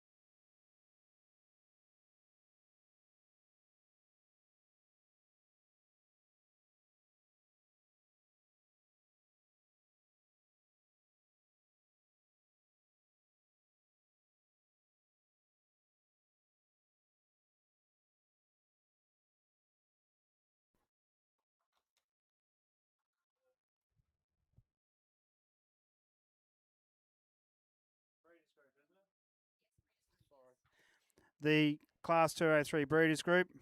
First goes to catalogue number 796, exhibited by Scott and Pipan, Truro Whiteface. Second goes to catalogue number 793, Ogilvy Pastoral Company. And third goes to catalogue number 795, Gingerly Herefords. I'm just going to ask the judge to comment on this class. Thank you. A round of applause here for our breeders group. I think this ultimately, although everyone gets really excited about our Grand Champion Female and Grand Champion Bull, but I ultimately think Breeders Group is probably one of the most important awards. It's so important to see the consistency and the type of cattle and the direction that these breeders are heading in, and Breeders Group is the perfect way to express that and show that in a show ring with each animal standing together as a group. And for me here today, I really appreciate the type of cattle and the structural integrity that comes with the group that rises to the top of the class. I think in terms of the direction that these breeders are heading, I really admire this cattle, this type of individual and these type of cattle. The muscularity and that combination of softness that these guys are able to uniquely combine together, I think, is something that's really special. I really admire this group of individuals. You've got a really powerful bull that leads off this group here. He's so soft and so thick in terms of that overall correctness. I think he just does a lot of things right. And then you've got a younger bull that's got that same degree of fleshing ability and softness, followed by a really powerful female, I think is just so special, and a unique female that's got a lot to offer this beef industry as well moving forward. As we move into our second place breeders group here, this is a breeders group that oozes a lot of consistency. In terms of the type and maturity pattern, you can see this reflected in each of the animals. Even right from their head type and their maturity patterns, you can really see through that they are consistent in that regard. The muscle pattern may not be as expressive as the group above, but a very, very sound group of three, and structurally a very nice group that you'd be very happy to have. If this herd is built around a group of cattle like this, I think it's a very impressive herd at that. And as we move into third place here, this is a group that I think you've really got to appreciate in terms of the type and the consistency that they're looking for as well too. Maybe the type of animals that are slightly finer in terms of their bone and their structure, but really well put together. They've got enough softness and enough muscularity as well, and that consistency for each of these individuals is there as a group. Outstanding exhibits here, and well done to our group as well that stands out the back here. You've got a very consistent lineup, but maybe just not that same degree of consistency as those above, but very outstanding individuals in each of their own. Well done.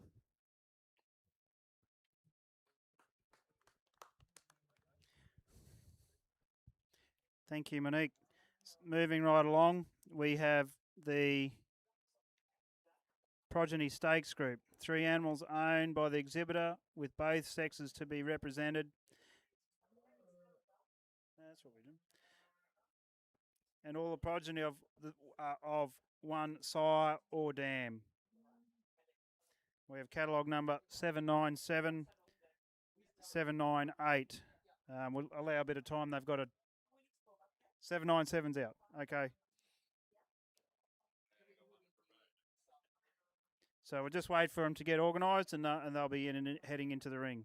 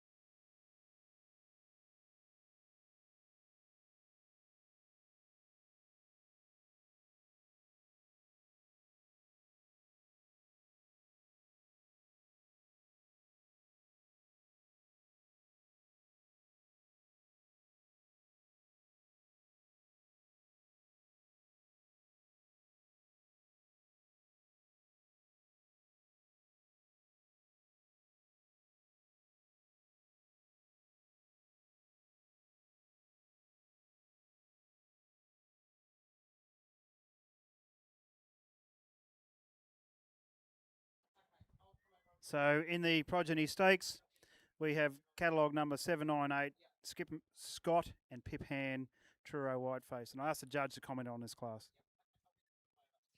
Thank you. One of the last classes here today, I believe it is, and an outstanding group here for the Progeny Stakes. I think when you look at these two individuals, they're two peas in a pod, the two bulls that lead off this group, and I think that's really important when you're looking at progeny, whether it is from a sire or a dam. You can certainly see consistency stamped among these two brothers here. And then we follow into a beautiful young female that follows the group as well. I think she's really well put together.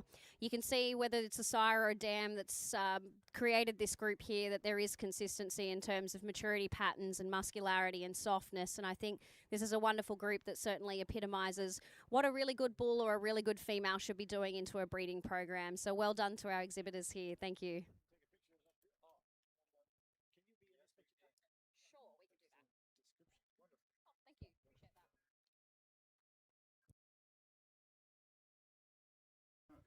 Just while we're getting some photos done here, we'd also like to present the trophy for the most successful breeder. This is kindly donated by Ivan Dulgenin Memorial Trophy, and to present that will be Andrew Dulgenin. And if I could have a representative from the Truro Whiteface to come to the tent, and we can present that trophy.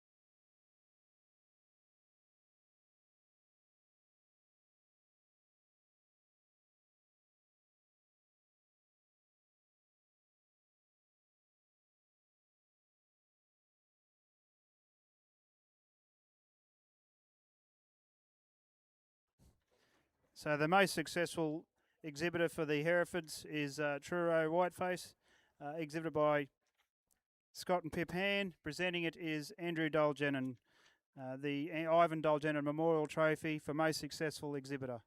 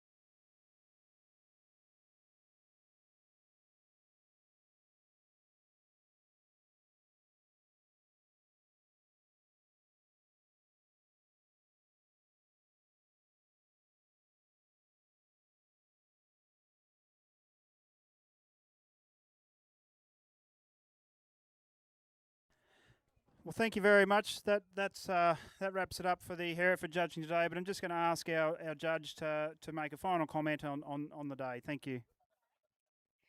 Thank you very much. And again, as I began my judging, I said what an honour and a privilege it is to be here today. And I want to take the time and the opportunity to thank the RNA, the Brisbane Royal Show, and the ECHA, and all of the people and volunteers, our stewards, our sponsors, and all those incredible people that made this event happen. But ultimately, I think one of the biggest thanks needs to go to our exhibitors, to all of our Hereford breeders for the quality of cattle that they're producing. I certainly didn't have an easy job here today, and I sincerely thank you all for your patience. But what an absolute pleasure it was to be invited here and judge such a wonderful breed. I'm so passionate about the Hereford breed as well. Although I may breed a different breed, I think they're a wonderful breed of cattle with a huge spot in our industry and such a relevance in both the seed stock and commercial industry.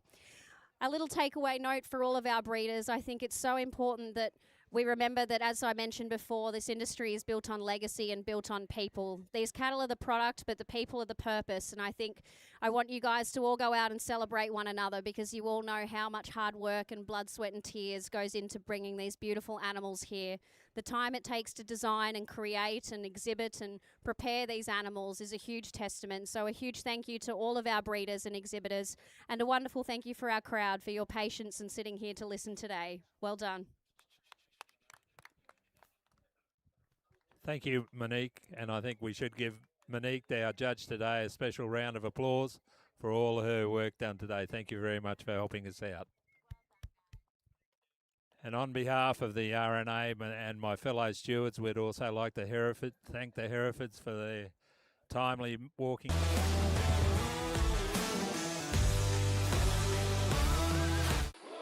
The Gender View Invitational Bull Sale will offer 65 industry-relevant limousine.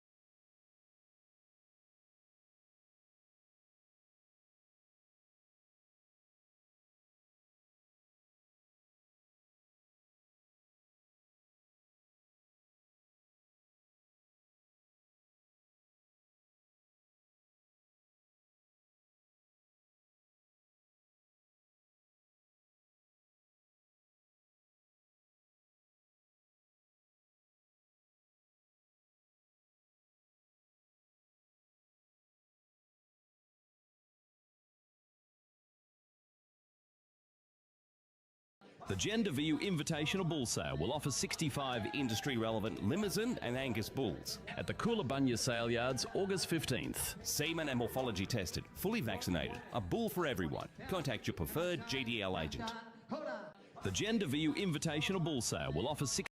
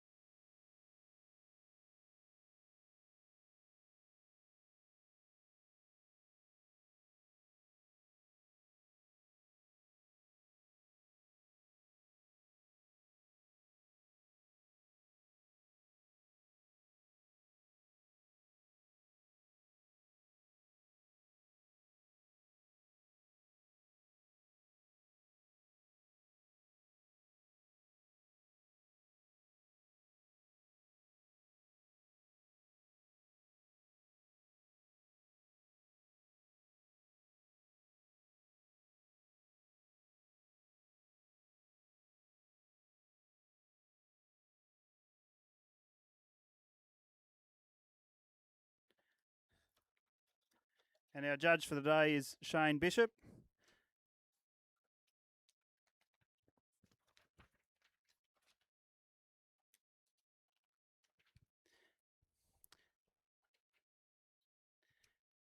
Shane Bishop is the co-principal of Glen Brahman Company with his wife Sandra, a second-generation Brahman breeder from the Queensland Delagram Bohenia Downs. And they have their Carinya Glen sale in October every year, where we present a line of industry relevant bulls, and past president of the Australian Brahman Breeders. And the judge has made a decision on the first class.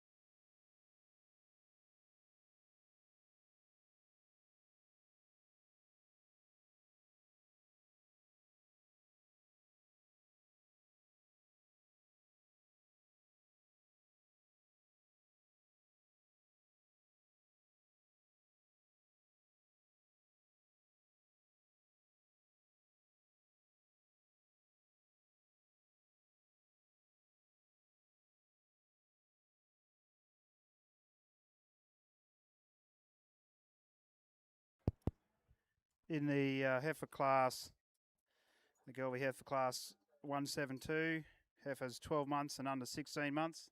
First goes to catalogue number 712, Cross Hill Callista Image, exhibited by MJ and SM Agnew and JG and JA Fulton. And second in the class goes to catalogue number 713, Cross Hill Callista Choice, exhibited by MJ and SM Agnew and JG and JA Fulton. And third goes to catalogue number 711, Merrinday Willow, exhibited by Brian and Jasmine Cadats. I'll just ask the judge to comment on this class. Thank you, ladies and gentlemen. I ended up going for the growthy heifer. She's very feminine, really like the way she's built. She's structurally very correct from the feet up, clean through the navel area, showing good spring of rib, and really emited down through the pelvic area. As is the heifer in second place, just a little bit different style of heifer, early maturing, really emited the thickness of this heifer. Great spring of rib on her, very good through the shoulder, angle of shoulder and down into the brisket, a feminine heifer. And on any given day you could swap those heifers and justify it, but that's the way I went. Heifer in third place, just giving away a little bit on growth. This is the two heifers on top, but a good, useful young female, only young yet, and we'll have her day in the future. Thank you. Thanks, Shane. Next in the Gelby ring, we have the junior champion heifer, So could we have catalogue numbers 71708 and 712 into the ring? And could we also have catalogue number 709 and 713 to be presented in the ring, please?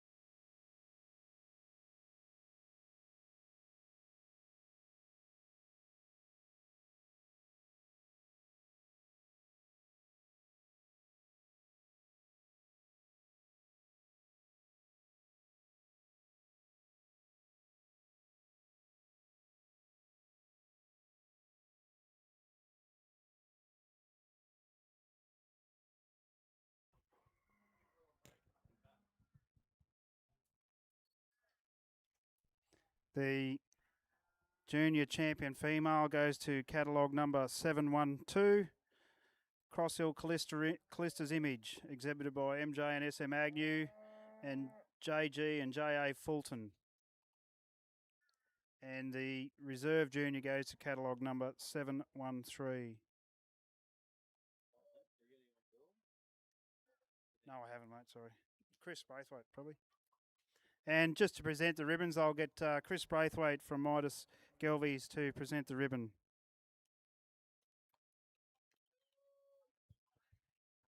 And I'll just ask the judge to comment on this class.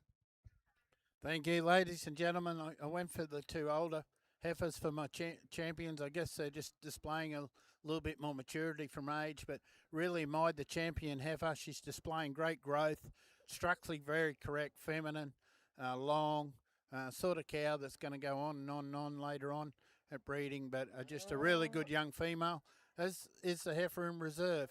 A little bit different in type, as I said earlier, early maturing, a little bit more moderate, but great thickness in that heifer, very feminine and structurally very correct.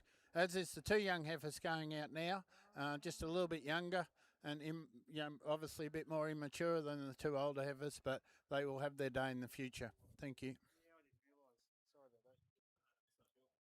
So the next we'll be moving on to the junior bull class.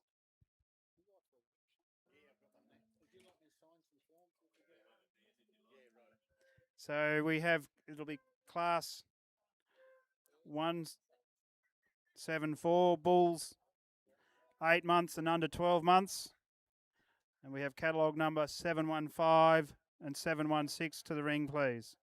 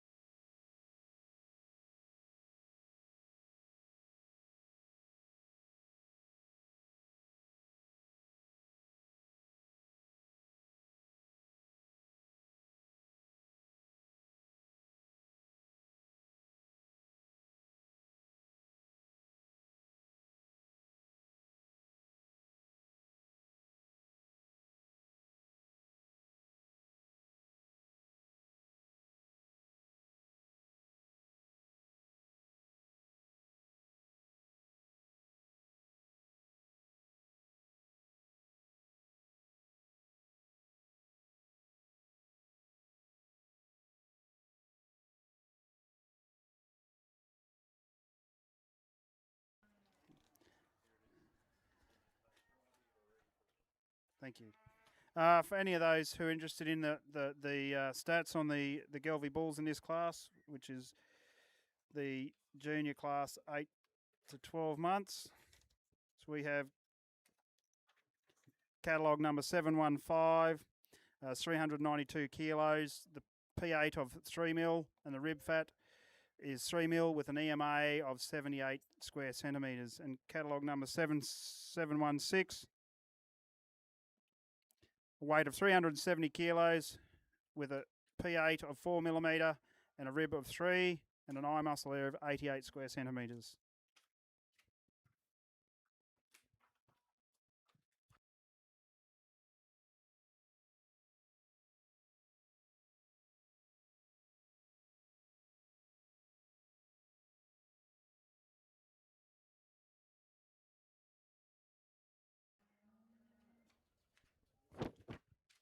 And the judge has made his decision on this class. The junior bulls 8 to 12 months. First goes to catalogue number 715, and second goes to catalogue 716. So 715 Midas VD Warren, exhibited by CR Braithwaite, and 716 goes to Merendale, catalogue number 716, Merendale Wilbur, exhibited by Brian and Jasmine Cadets. And I ask the judge to comment on this class.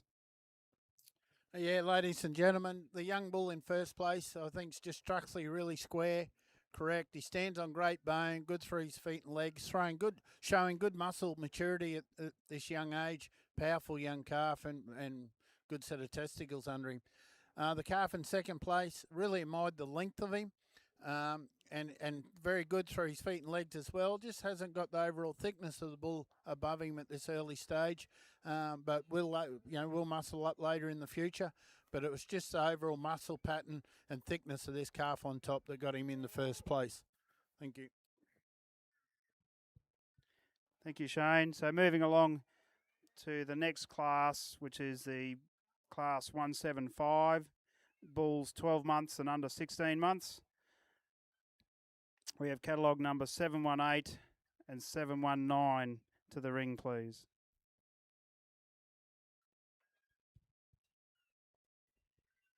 Catalogue number 718 has a weight of 432 kilos, a P8 of 4, a rib of 3 and an EMA of 78. Catalogue number 719 has a weight of 540 kilos, a P8 of 7 and a rib of 5 and an EMA of 98.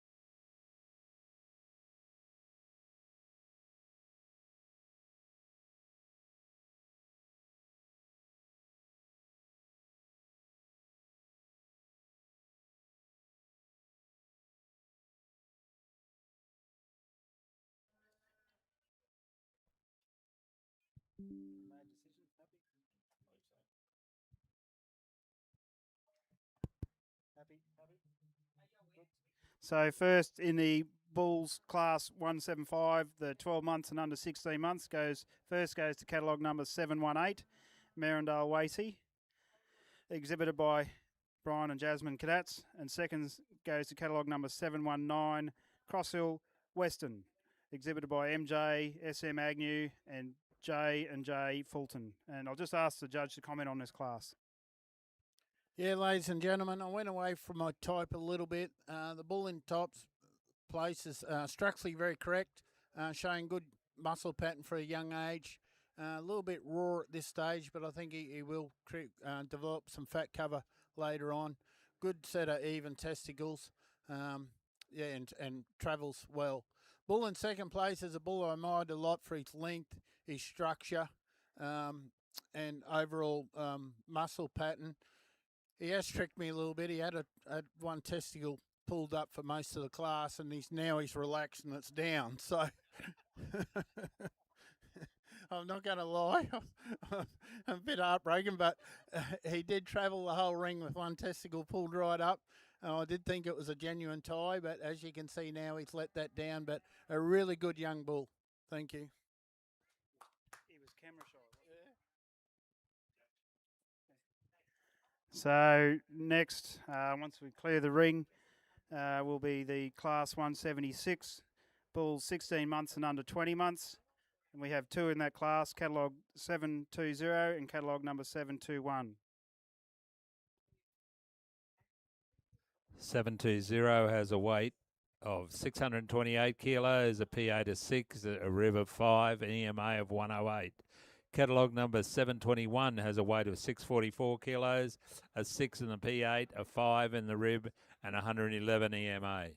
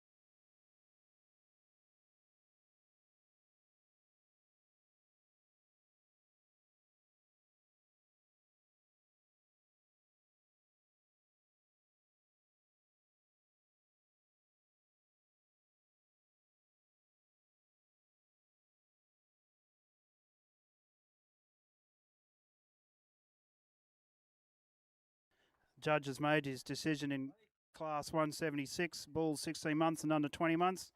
First goes to catalogue number 720, Wee Talabar Wowser, exhibited by AJ and JC Nixon.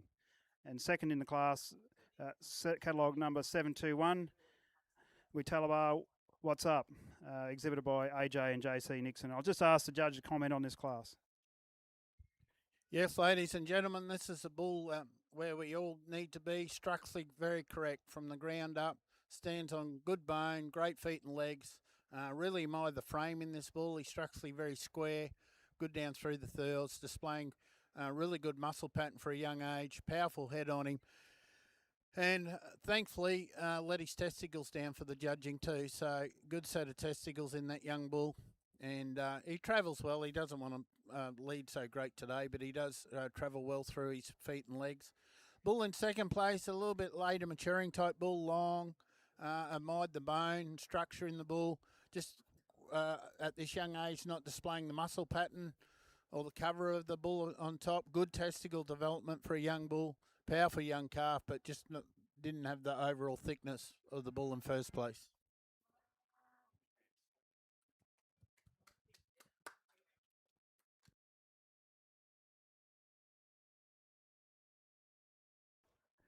Just while we get everything sorted, we'll be doing the junior champion bull. We'll need catalogue number 715, 718 and 720 in the ring. And also we will need catalogue numbers 716, 719 and 721 to present to the ring for the junior champion bull.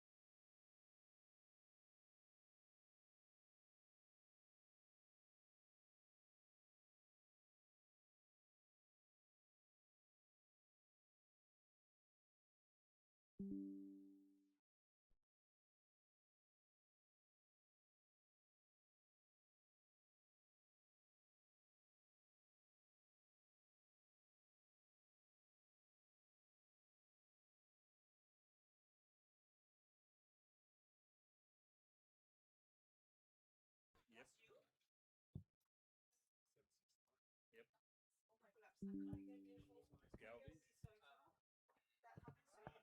712 was the junior. Just the page before.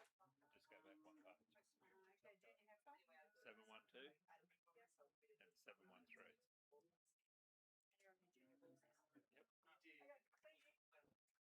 You want the junior bull now? Okay. Sit down, mate.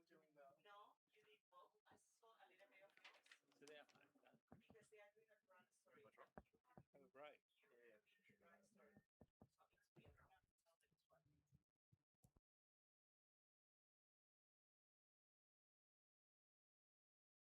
The junior champion bull goes to catalogue number 720. We Talabar Wowser, exhibited by AJ and JC Nixon. And the reserve champion bull goes to catalogue number 715. Midas VD Warren, exhibited by CR Braithwaite. And to sash these bulls, we will get Bruce Jackson, a life member of the Gelvie Association, to sash these bulls. And I'll ask the judge to comment on this class. Yeah, ladies and gentlemen, went for the oldest bull in the section, obviously, but just admired his structure, his squareness, the muscle he's put up through his spine and down into his hindquarter. Powerful head on him, great little sheath and testicles, good testicle development, and just a really good young calf. As is the bull in reserve, just not quite displaying the muscling or cover of the bull above him, but he's a lot younger. He will mature. Great testicles for a young calf, very even, well developed, travels well, and just two really good young Gelvie bulls. Congratulations.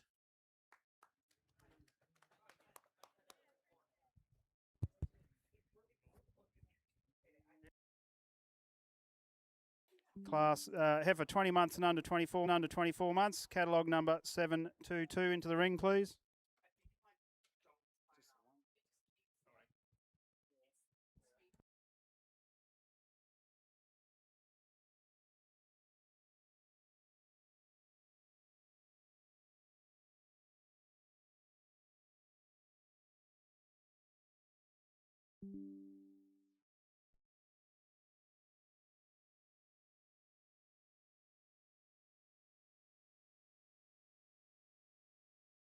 So we have the results for the senior cow or heifer class 20 months and under 24 months.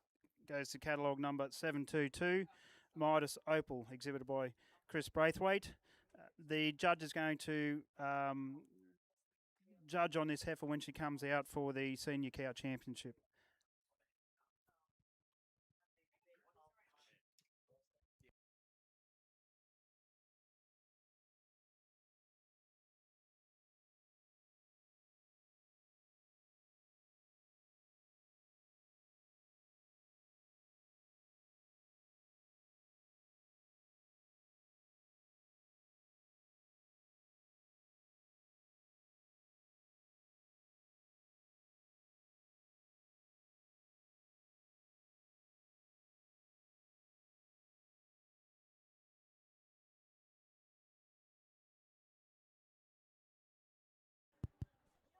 Moving right along, we have class 178, cow heifer, 24 months and under 30 months.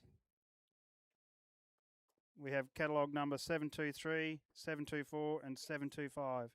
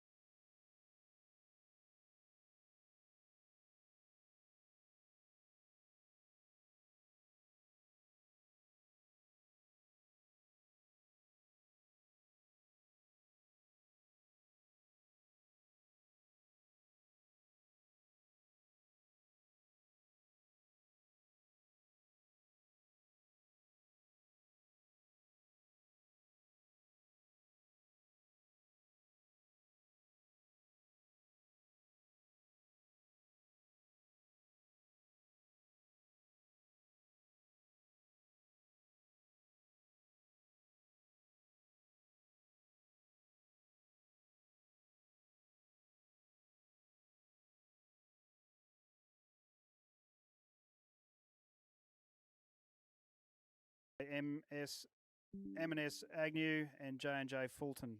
Second goes to catalogue number 723, Midas Xena, exhibited by Chris Braithwaite. I'll ask the judge to come on to comment on this class. Yeah, ladies and gentlemen, I just admired the early production of this young cow. 26 months old, good healthy calf, done a good job on the calf. She's a wedge type female that I'm looking for, feminine, really good through a structure and doing a great job, very efficient through the udder and a good little cow. Heifer in second place, 5 months in calf, big upstanding heifer, stands on great bone, plenty spring and rib in her, very feminine. And she'll have her day in production as well as the heifer in third place. Just gave away a little bit on overall growth from the second place heifer, but a good, well-made heifer, an E-type cow that will just produce for years to come. And that was a very close and good class to judge. Thank you.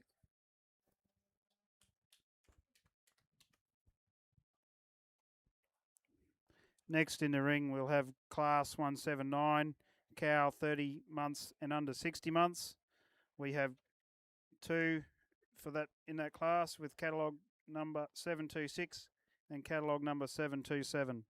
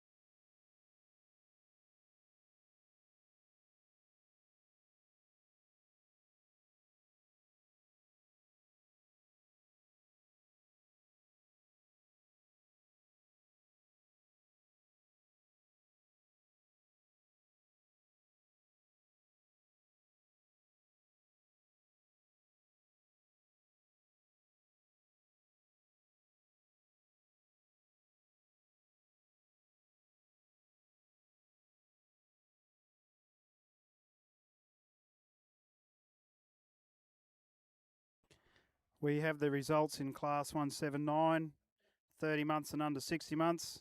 First goes to catalogue number 726, Midas Yoletta, exhibited by Chris Braithwaite. And second goes to catalogue number 727, Midas Xena, exhibited by Chris Braithwaite. And I'll ask the judge to comment on this class. Yeah, thank you, ladies and gentlemen. Went for the younger cow. Just really admired the wedge shape of this cow, the structure of her. She's got that beautiful back end through her for a breeder. Doing a great job on that calf. Very fine in the teats. A fantastic and functional little udder on that cow.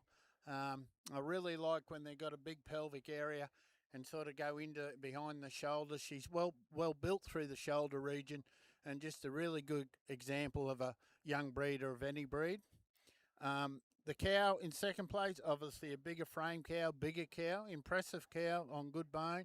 Not quite doing the same job on a calf as far as milk production goes. She's the older cow, but still a very functional cow. Admired the spring of rib and overall thickness in the cow, and sort of a cow that can breed on for years to come. But it was just the overall unit of the cow and calf in first place that got them there.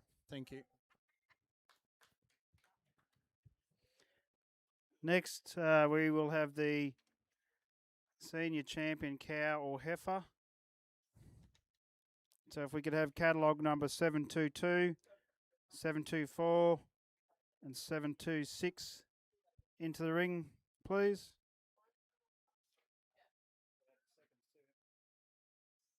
And if we could also have catalogue 723, 727 into the ring as well.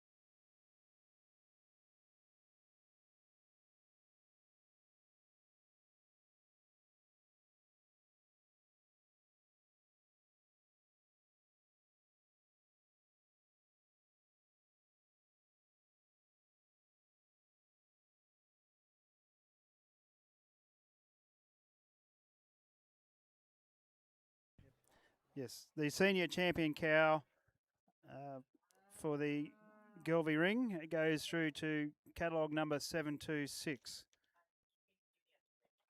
Midas Yoletta, exhibited by Chris Braithwaite.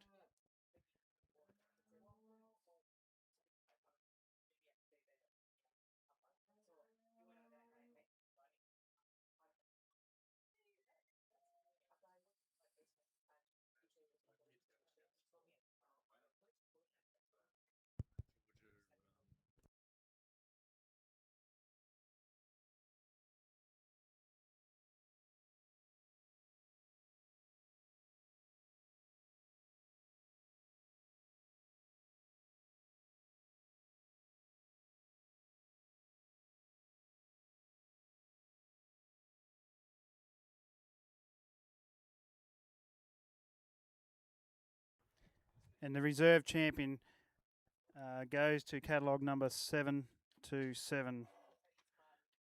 Exhibited Midas Xena, exhibited by Chris Braithwaite. And I will ask the judge to pass comment on this class. And I'll also get to sash these animals will be Mr. Mike Agnew, Cross Hill Gelvies. Thanks, ladies and gentlemen. My senior champion cow, I think, just demonstrates a really good breeder unit for the Gelby breed or any breed, to be honest. 30 months old, well in production, doing a fantastic job on a calf, structurally correct, moderate framed, sort of cow that could survive on low nutritional pastures and still breed on. She's a really good example of the breed. As is the reserve cow, we commented on her earlier. Lovely big cow, bit bigger frame cow, and really admired the body and thickness in this cow. Just not quite as good in the milk production. The calf's not quite as sappy as he could be, but still a very good cow-calf unit. Thank you.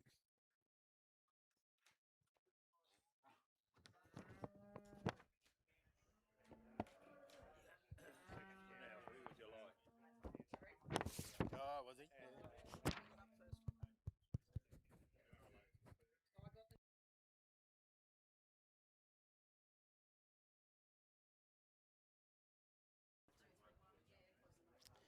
Yeah. Just while waiting for the photos here of the senior cow, if we could get the junior champion to the ring, and we'll start adjudication on the grand champion cow or heifer.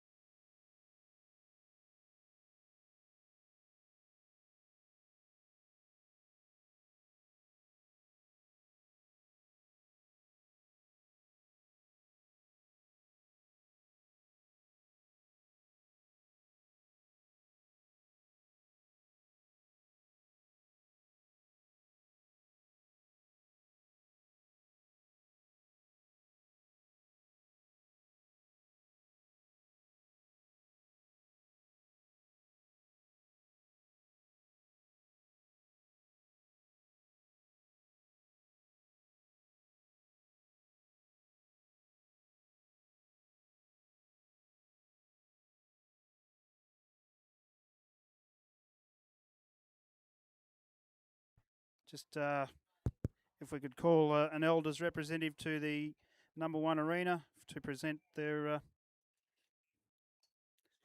shield.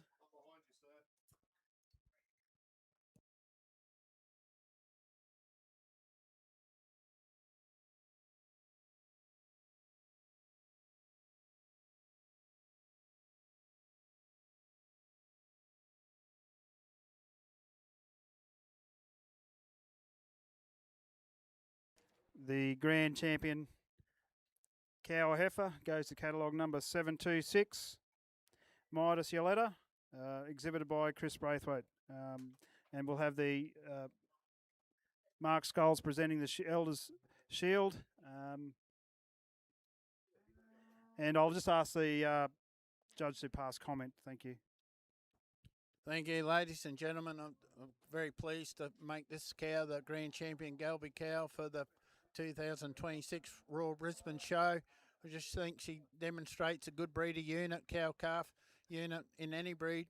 Moderate, great udder on her, great teats, little fine teats, good milk production. Structurally very correct, long cow, doing a great job on a calf, only 30 months old, and just a really good little... Stakes up the top there in this year pretty good too, a couple of nights. But yeah, no, the Woolies, yeah, my daughter had one from Woolies, Candy had one from Woolies the other day, and that's pretty good. Probably more people there too.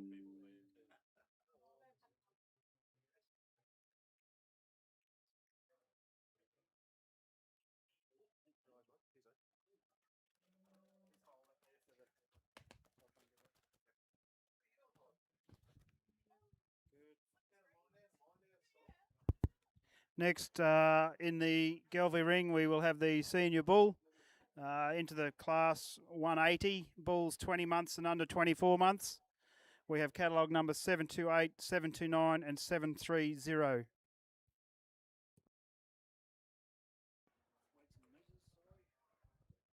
Catalogue number 728 has a weight of 716 kilos, a P8 of 4, a rib of 4 and an EMA of 108. Catalogue number 729 has a weight of 814 kilos, 14 on the P8, an 8 on the rib and a 110 on the EMA. Catalogue number 730 has a weight of 880 kilos, a P8 of 6, a rib of 5 and an EMA of 135.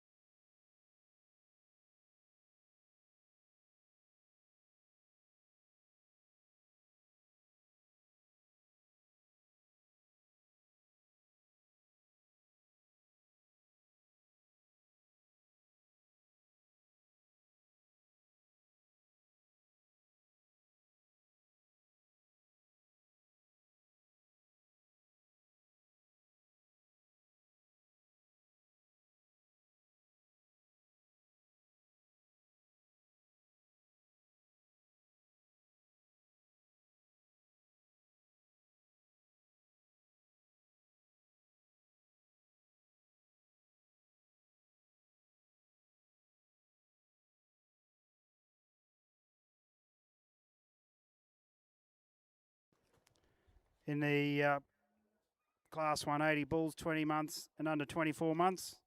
First goes to catalogue number 730, Weetalabar Vector, exhibited by AJ and JC Nixon. Second goes to catalogue number 728, Merindale Veteran, exhibited by Brian and Jasmine Cadets.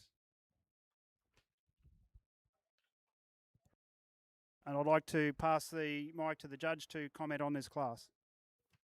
Well, we are in the red meat industry, and the bull in first place displays plenty of that. That's a fantastic muscled bull, thick, right through his spine, down into his hindquarter. Stands on good bone.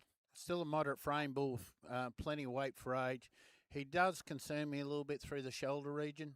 He's prominent in the shoulders. I don't think he's too bad, but you get that with a big square frame. Plenty of meat in that bull, though. Gee, there's some red meat to bone ratio.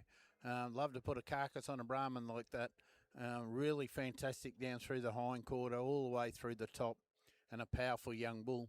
Bull in second place is just as powerful. He's a really good structured bull.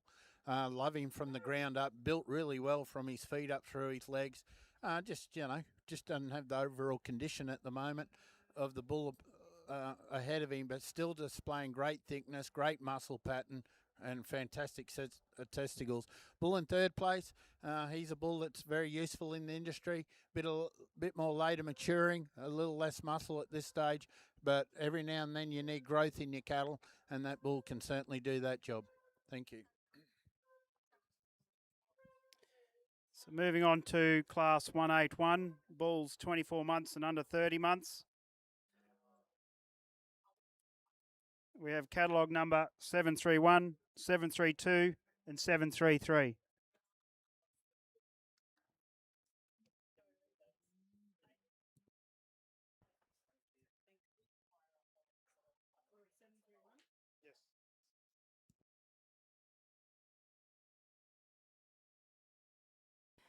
Catalogue number 731 weighs 964 kilograms, P8 and rib fat of 8 and 6, and an EMA of 140 square centimetres.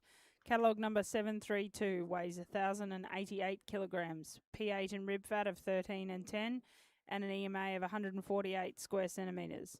And catalogue number 733 weighs 692 kilograms, P8 and rib fat of 4 and 3, and an EMA of 114 square centimetres.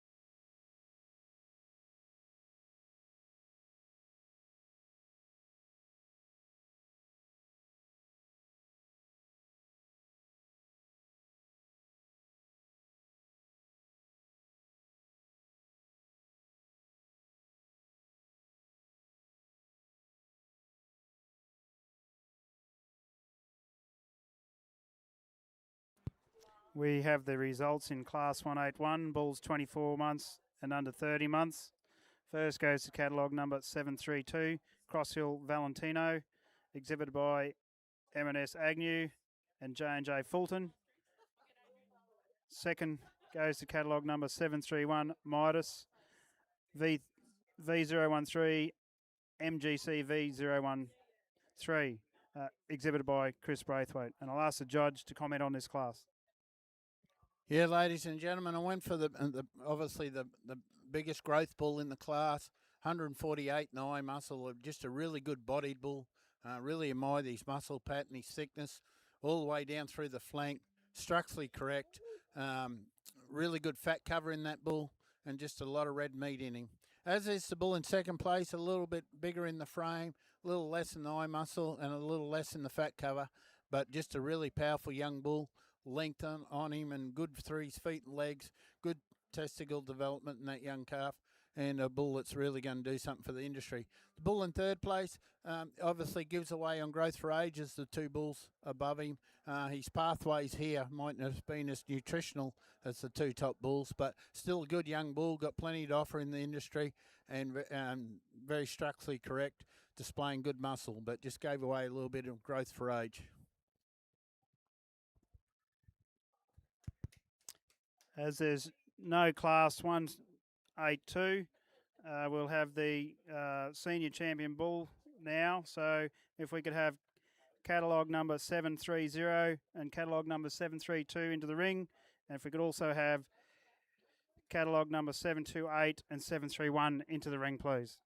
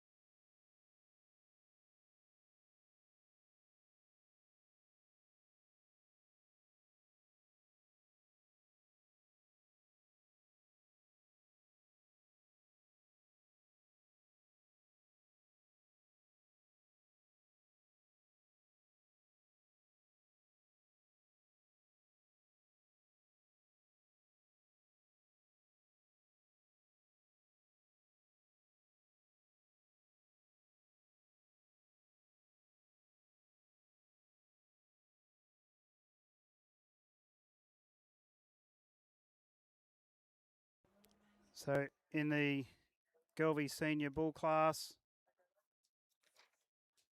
we have as the senior champion. So I'm having trouble finding the page I was on. So the senior champion bull goes to catalogue number 730. Wheatalbar Vector, exhibited by AJ and JC Nixon. And the reserve senior champion bull goes to catalogue number 732. Crosshill Valentino, exhibited by M&S Agnew and J&J Fulton. And I'll just ask the judge to comment on this class.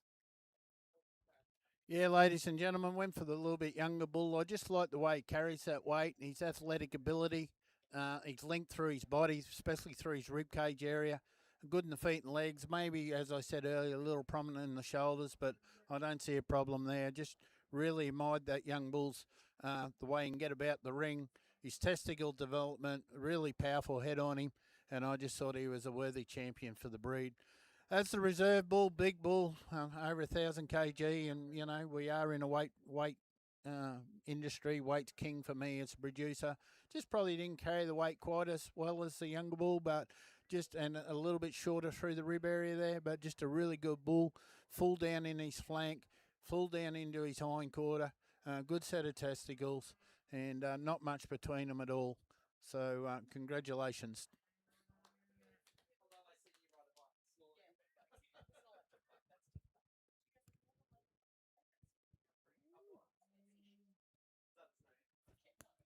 We now, once the ring's clear, we move on to Grand Champion Bull of the Gelvies in 2026. Excuse me, I'd like catalogue number 720 and 730 to parade before the judge for the Grand Champion Bull.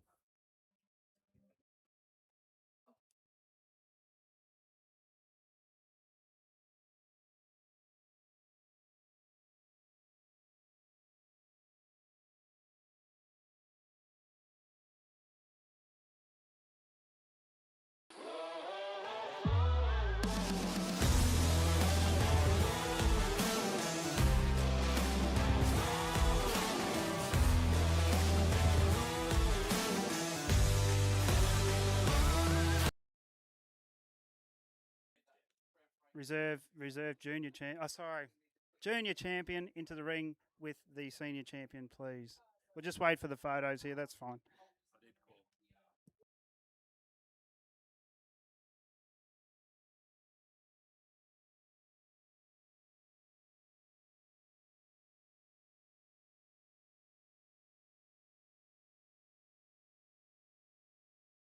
The Gender View Invitational Bull Sale will offer 65 industry-relevant Limousin and Angus bulls at the Coolabunga Sale Yards August 15th. Semen and morphology tested, fully vaccinated. A bull for everyone. Contact your preferred GDL agent.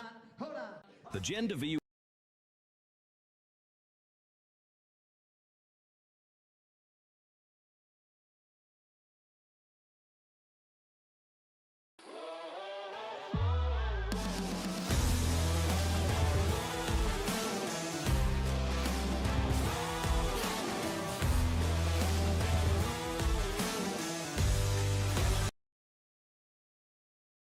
for this animal to clear the ring. So we have now in the ring, we have the junior champion and the senior champion, Gelvie Bull. Catalogue number 720. And catalogue number 730 into the ring. No, I don't. I've only got a key. That's all I've got at this stage.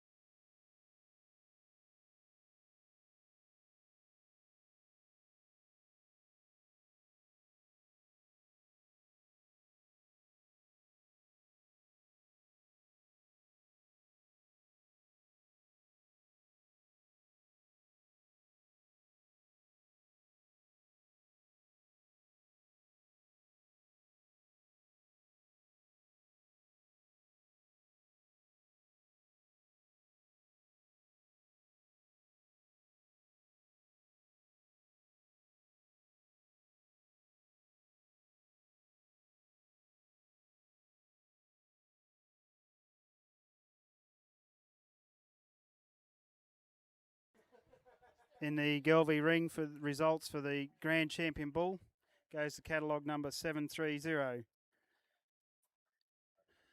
Weetalabar Vector, exhibited by AJ and JC Nixon.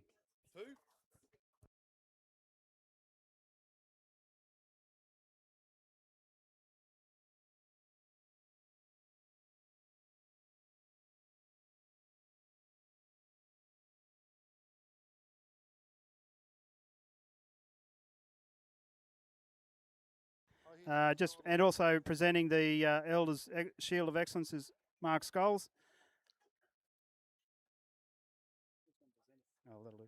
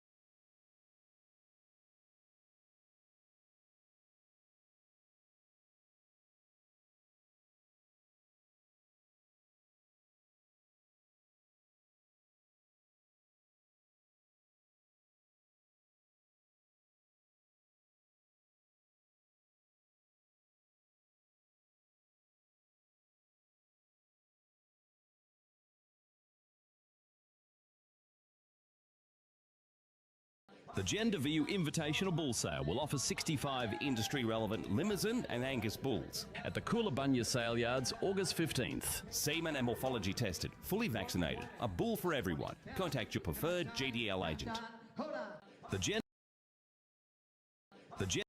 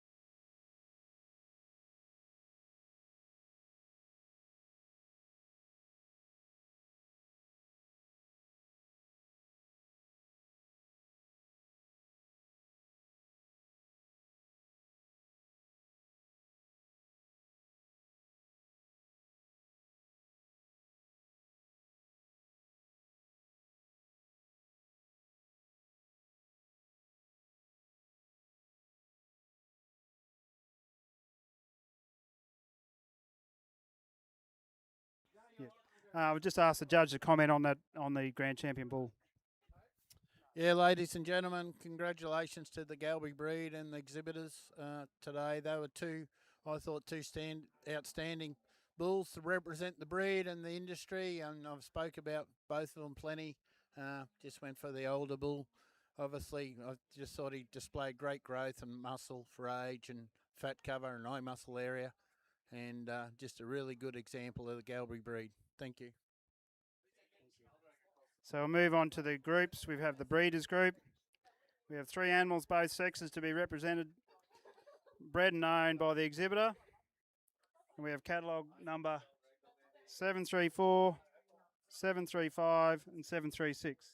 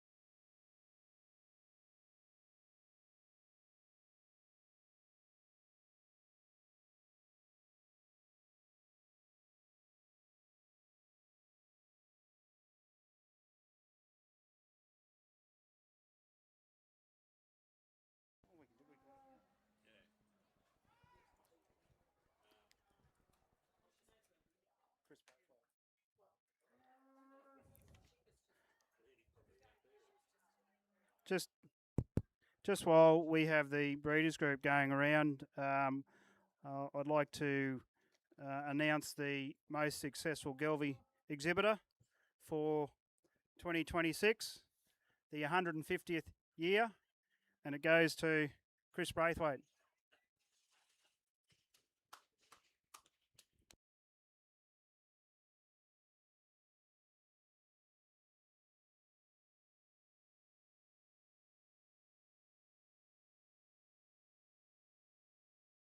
And to present the trophy is Kirley Johnson Isepi on behalf of the Norley family.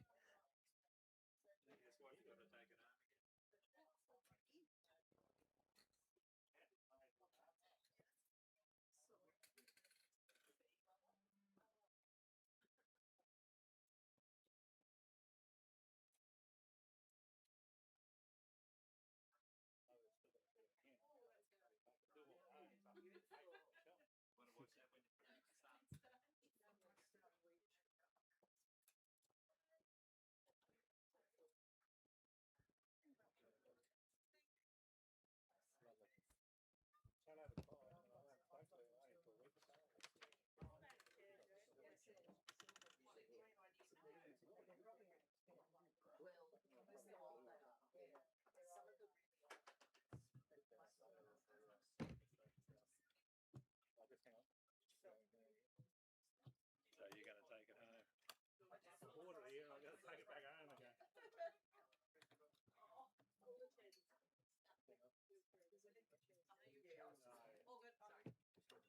Yes, sir, 1 and 2.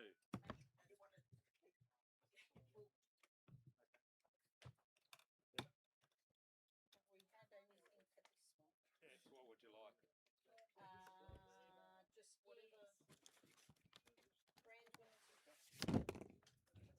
Grand champion cow is number 726. Both of these are mine, aren't they? Thank you, sir. You're right.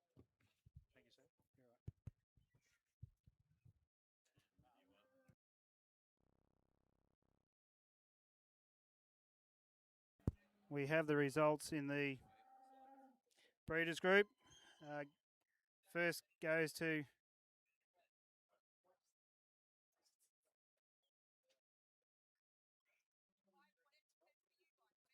I'm assuming that's first there, Shane. First goes to catalogue number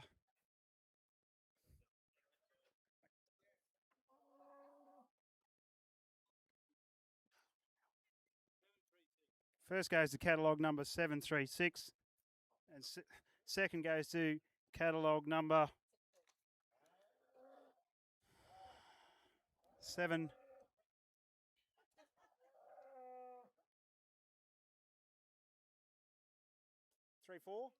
734. I'll just ask the judge to comment on this class. Thank you, ladies and gentlemen. I'd just like to thank the Galby Society for asking me here to judge today, the Royal Brisbane show, for having me here, and my wife Sandra and everything they provide. We've enjoyed a couple of days of judging here. With the exhibitors group, I just went for the most even group. We've been talking about these cattle all day. They're just a really good representation of the industry, displaying structural correctness, natural muscling, and breed character. As is the second group, a really powerful group of those 2 cows and calves. I guess the bull was just a little less, just let them down a little bit compared to the top group, but a very even group. You can see the exhibitor, what the exhibitor's trying to produce, very industry relevant. As is the third group, just gave away a little bit on maturity to compete with these 2 top groups, but really structurally correct cattle, cattle that can go out and live on grass and do a good job. And I've really enjoyed the Galvey judging, and congratulations to everyone. Thank you.